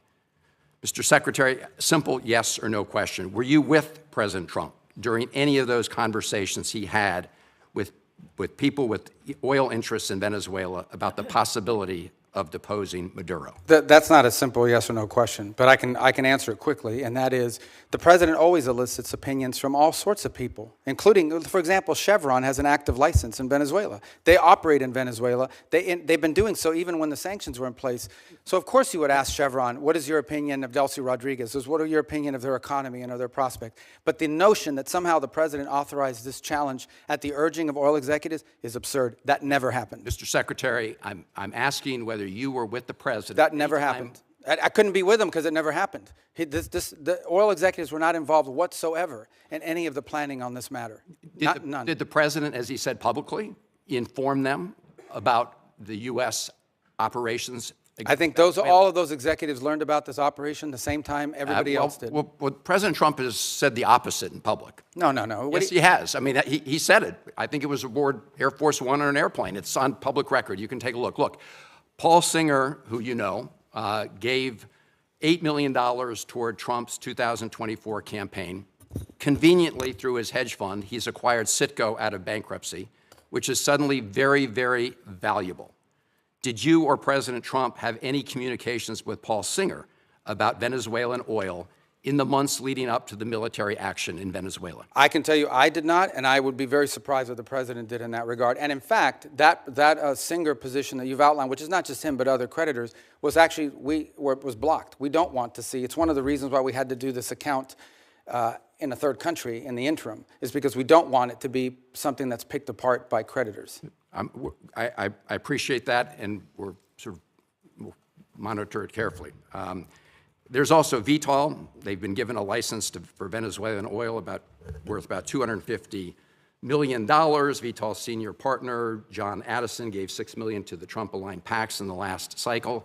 And the list goes on, Mr. Secretary. And I have to say that when you have the President of the United States himself, after taking Maduro, get up and say this was about oil, oil, oil, it does make all of us ask the question whether he put men and women in the U.S. military at risk simply so he could grab that oil. Well, that oil, yeah, and I don't know if you were here. I think you were here the whole hearing. I don't think you had left. Number one, the only reason why we use Trafi and Vitol is simply because in the short term, we had to move 50 million barrels of oil that were stuck. And Venezuela needed to turn that into cash so that they wouldn't have systemic collapse. And the fastest way to do it in the short term is for the traders to do it because that's in the business that they're in. That is not the permanent structure. The permanent structure we want to see is a normal oil industry where it's sold directly. You know, companies have licenses down there, they have an arrangement to pay royalties, and they move the oil directly to their refineries or sell it in the global market, not through middlemen. Yeah. The only reason why they were used in this instance is because we had an acute short-term problem, which is how do we provide funding from their own revenue, not ours, to keep their government afloat. So in essence, we allowed Venezuela to use their own oil to generate revenue to pay teachers and firefighters and police officers and keep the function of government operating so we didn't have systemic collapse. But that system with those traders, that is not the long-term plan here at all. My only point, Mr. Secretary, is those folks who gave a lot of money to the Trump campaign have done very well as a result of what's happened. Thank you. Thank you. Senator Daines. Secretary Rubio, good to have you up here. I just returned from India, had a chance to visit with leadership there, as well as spend time with our new ambassador, Sergio Gore. He's off to a great start, and very profitable visit. Hope to debrief in it soon, if I might. By the way, I think if we were to pick an MVP of the West Wing, Secretary Rubio, my vote's for Marco Rubio. So we have a lot of MVPs, don't we? I know you do. I know you do. But we get a vote on one. I think you've done a great job with this first year. Very proud to claim my former colleague and now our Secretary of State. Secretary Rubio, As you've noted, there are numerous reasons and good reasons why the U.S. is the arbiter of Venezuelan petroleum sales. With the new export sales framework, the Venezuelan government is now looking to other options to reimburse some of our adversaries, Iran, Russia, as well as Iran's proxies, to include petroleum byproducts, which contain valuable minerals and so forth, flexicoke. Has the administration considered expanding the export controls to additional petroleum byproducts? Well, I'm sure we would, except that I can tell you a couple things that are happening. They have, in essence, represented to us, and we have seen in action in the work that they're doing directly with Secretary Wright, who's handling this portfolio on a daily basis. He has a deep historic and career knowledge of this field, is that on all of these things regarding natural resources, their preference and their partner of choice moving forward will be the United States and Western companies. That's what they intend to do. As a point of example, and I said this earlier in the hearing, you may not have been here, today they used to get 100% of their diluent. They have very heavy crude, and so it has to be mixed with light crude in order to make it, refinable and movable. And they were getting 100% of it from Russia, primarily because of sanctions. They prefer to have ours. Why? Number one, it's closer. Number two, it's higher quality. Today, 100% of that diluent is coming from the United States. They were involved in a very complex gold market in which they were mining for gold and silver, and it was being exported almost entirely through Turkey. And we believe the Iranians were using that as a laundering operation for themselves ultimately as well, potentially. And certainly we know that they had an interest in the oil industry as well. We are on the verge of a process in which that will be sold through U.S. markets in a legitimate way that won't go to finance and support. I think we'd like to apply that model to various things. But the end goal in all of this is, number one, not to spend any American money, and number two, for Venezuela to have a normal, legitimate economy that's not benefiting cronies, that's not benefiting corruption, and is not benefiting our geopolitical adversaries. So far, the interim authorities have expressed a desire to cooperate with us on all of these fronts. You identify an area you want to work with, they say yes, and we're making progress on all of it. We've faced no impediments to date in regards to expanding that relationship. Yeah, thanks, Secretary Rubio, thank you. And maybe we'll talk with Secretary Wright. We think there may be some workarounds in terms of what's happening there with some of these petroleum byproducts, what's called flexicoke, has vanadium in it, and something we could talk with Secretary Wright, which absolutely would be something they're trading right now to our adversaries like Iran, Iranian proxies, as well as the Russians. But thank you, and we're off to a great start, as you say. We're playing a long game here, and you're playing it very, very well. I want to pivot now to EU energy. I chair the subcommittee here in this committee for Europe. Next, we're going to have a hearing. We're looking about having a conversation on EU regulations that are hindering energy security, that's benefiting now, of course, the Russians and hindering the development of alternative supply chains. Mr. Secretary, here's my question. As Russia continues its war in Ukraine, how important is it for Europe to develop a pro-energy posture to ensure they have energy security? Well, I would argue that one of the reasons why we have a war in Ukraine is because Russia thought they could get away with it because of how dependent Europe was on them for energy. And they felt there's no way the Europeans are going to come hard at us because they're too dependent on us for energy. So I think most certainly it served as a contributing factor to the war happening, among others, obviously. The second point is the point the President's repeatedly made. We love Europe. We want Europe to be strong. We share a lot of common bonds, both through history and culture and also through our alliances. And part of our concerns is that Europe is becoming increasingly vulnerable when it comes to their energy supplies. Increasingly vulnerable both for domestic economic growth, which will allow them to sustain investments in defense and be more reliable partners, but also vulnerable to Russian oil and other things of this nature. So we are concerned, though it's not our decision to make, we are concerned that EU policies in general are leaving Europe more vulnerable at a time when they should be getting stronger in their ability to resist pressure from both Russia and China. Secretary, thank you. And we hope to have that discussion next week at the subcommittee level. Last question is back to one of my favorite topics, back to Central Asia. We had a great dinner at the White House with the 5 Central Asian presidents that you were at, President Trump, as well as Vice President Vance. I had an honor to be there with you all.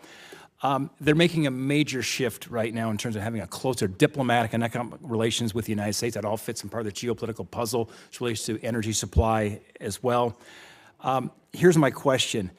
How important is it that we end these Jackson-Vanik trade restrictions as it relates to our relationship with Central Asia? And for background here, Senator Murphy and I are co-sponsors of that bill. We hope to actually get this done and on the president's desk. It's an ancient Soviet-era restriction that is not relevant at all, but frankly is hindering our relationship with these important Central Yeah, no, we agree. We agree, and that, like I said, one of these areas that you've been focused on for a long time. Ambassador Gore, that, as you know, is in India, is also an envoy to these three countries, just came back from Tajikistan a couple days ago. So I think that absolutely we would like to see that because it would allow us to do even more. Yeah, great. Thank you, Mr. Chairman. Thank you. Senator Rosen. Thank you, Mr. Chair, Ranking Member, and thank you, Secretary Rubio, for being here. I'm going to get right into it because I want to build on Senator Van Hollen's line of questioning. President Trump pardoned the former Honduran president after he was convicted of trafficking roughly 400 tons of cocaine into the United States, cocaine that contributed to the deaths of tens of thousands of Americans year after year. Yet the president and his cabinet authorized a military operation to capture Nicolas Maduro in order to arrest him for virtually the same crime. So, yes or no, because I have a bunch of questions here. To the best of your knowledge, was Hernandez convicted of trafficking approximately 400 tons of cocaine into the United States? I'm not involved in the pardon process. I can tell you. No, that I'm just the asking president, if yeah, but I don't do yes or no. I don't play games. This is not a game show. Do you know he was, okay, so I'm just going to tell you he was. So I can answer your question because I know what you're getting at, but go ahead. He was convicted. I know. The president felt that he was unfairly treated. I can't give you much insight because I'm not involved in the pardon process. Would you not concede? Can you not understand how the American people and how the world are clearly going to be frustrated by the hypocrisy of this when one man is convicted and pardoned and another man captured, and how it undermines the United States' credibility on the world stage? But the difference is that, again, I can't opine on the specifics of his case because I wasn't involved in the pardon, but he was not a sitting office holder. He was not even the president of Honduras when that decision was made, either to convict him. The difference between him and Nicolas Maduro is he was actively engaged in narco trafficking. It was an ongoing endeavor. I think it does undermine our credibility, but I'm going to move on to some foreign policy decision-making here, because despite the fact that you famously or infamously have numerous jobs in the administration, your Secretary of State, your National Security Advisor, it is increasingly unclear who's actually directing U.S. foreign policy under President Trump. We have a Special Envoy Witkoff. He's reportedly conducted Russian-Ukraine talks in Switzerland beyond your awareness. He and Jared Kushner have been described as managing the president's Gaza plan. Meanwhile, Ambassador Barrack is leading on Syria policy, while Special Envoy Boulos is appearing to lead on our Africa policy. So I have to ask you, I know the answer to this, but I'm going to ask you, are you the lead for U.S. government on foreign policy? No. The lead on U.S. foreign policy is named Donald J. Trump, the President of the United States.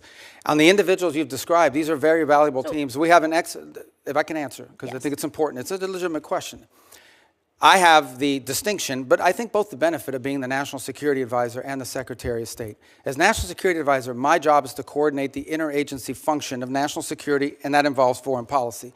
So I speak to Steve Witkoff and Jared Kushner in the case of Gaza and now Russia, probably 10 times a day. We have multiple meetings and coordination. All of it is we build a team, we gather facts, we present options, and then we take them to the president. It is the president who directs the foreign policy of the United States.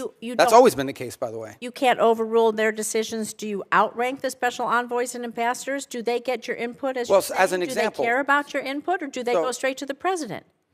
There's no time in which the president is presented an option by one of us at the exemption of everybody else. It depends on the portfolio. But in every one of these portfolios, we have a team approach to this, which is the way the system is supposed to work. It's not the way it's always worked. You have had in the past tensions between the National Security Council that became operational in the Department of State. In this particular case, there's not much conflict between the two because it's the same person. And we basically, what we basically try to do in every one of these unique missions is we create a consensus team around it, and then we present the president options together.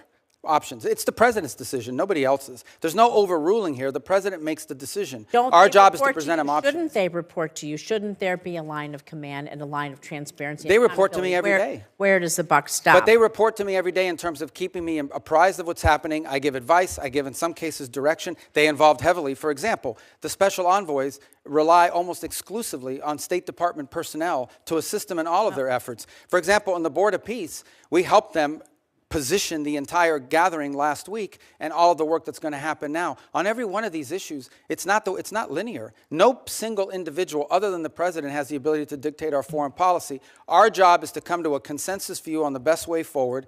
Where there are disputes, those are presented to the president, and he makes the decision. Let's talk about the Board of Peace then, because all treaties and statutes have to be approved by Congress, and the president is starting a new Board of Peace, and we would need that authority. The authority for the filing stems from the International Organizations Immunities Act, but it's my understanding it only provides the president with such authority when participation by the in an organization has been approved by treaty or statute.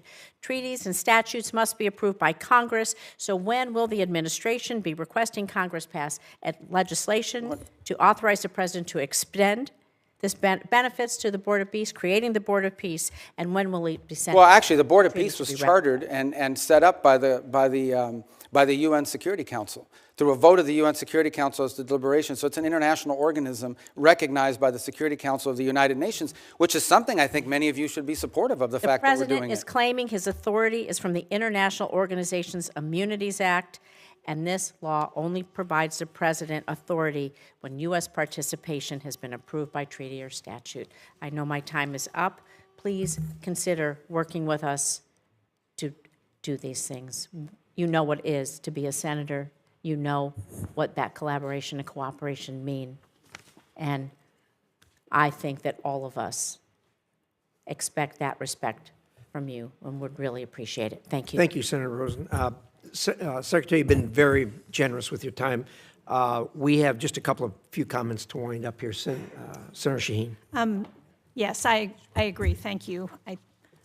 I hope that you will come more often before this committee. But I just wanted to clarify a couple of things. One is that under the CASE Act, the State Department is required, as are other agencies, to give documents like the one that Senator Schatz was raising for the agreement between Venezuela and the U.S. to this committee. We have not yet received it, so I hope that we will see it in the near future. The other thing, with respect to the exchange between you and Senator Rosen, I can tell you that we have, as the minority staff, requested on multiple occasions updates from the State Department on the special envoy's negotiations on the Ukraine war with Russia, and we have been denied access to any of that information. I would hope that, number one, that would be available, because I think everybody's interested in trying to support efforts to end this war in Ukraine. This should not be an adversarial position. And number two, I would also hope that, like Senator Curtis, that you would be willing to have someone from state come before the committee. We have not had a hearing on negotiations over the war in Ukraine since I've been on this committee since the president took office. And so I hope you will make that commitment to have state come and be part of a hearing on the war in Ukraine and the negotiations there. Yeah, and we would love to do that, and I'll make sure that happens. And I will tell you, I can give you a brief update. I know it's late, but I don't mind. I mean, we can continue to talk about this a little bit because it's important. It's a very fluid situation, unfortunately. I mean, as you know, it's moving very quickly. My sense of it is that for the most part, I discussed the security guarantees piece, which was part of a meeting and efforts that took place in the early part of this year. I think the one remaining item remains the one you're all familiar with, and that is a territorial claim on Donetsk in particular. And I know there's active work going to try to see if both sides' views on that can't be reconciled. It's still a bridge we haven't crossed. It's still a gap, but at least we've been able to narrow down the issue set to one central one. And it will probably be a very difficult one, but nonetheless, it's one that work is going on. There was a meeting late last week in the UAE, which I think for the first time in many years, was trilateral, involved the U.S. presence. Jared was there and Steve Witkoff were there, along with representatives of Russia and Ukraine.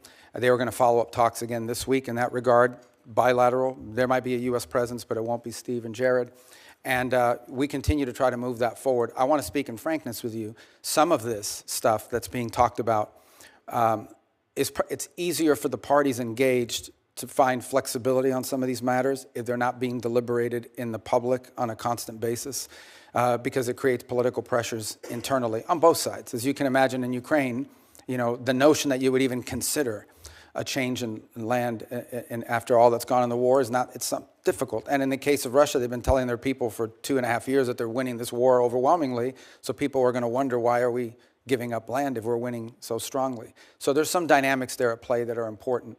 But I think if you need more information on that, we'll provide it. Just know that this has been so fluid that an update like the one I just gave you could be outdated in 72 hours if some new development occurs. But your point is taken, and we'll be responsive to that. I appreciate that. I think the other point of a hearing is it gives people a chance to ask questions that we're hearing, as you know, from our constituents, from other people, and try and get answers. And I appreciate that it's a changing dynamic and that that's always going to be the case, and that there are issues on both in Ukraine and in Russia with respect to what comes out in public. But given the amount of money that the United States has put into supporting this effort, given the support among the American people, and given the support in Congress, it seems to me that we owe people the ability to have a public hearing and to ask questions. Thank you. Thank you. I appreciate that. Secretary Rubio, I don't answer this question if you don't feel it's appropriate, but did I understand you to say that the portion of the discussions regarding settlement in Ukraine, regarding security for Ukraine, are essentially agreed to by both sides? Because that's news to me, and it's a big news item if that's a fact. Well, I think you could argue they're agreed to from our side of the equation. There's obviously a Russian dynamic at play here, and of course, any security guarantees would come into play after the conflict were to end. Of course.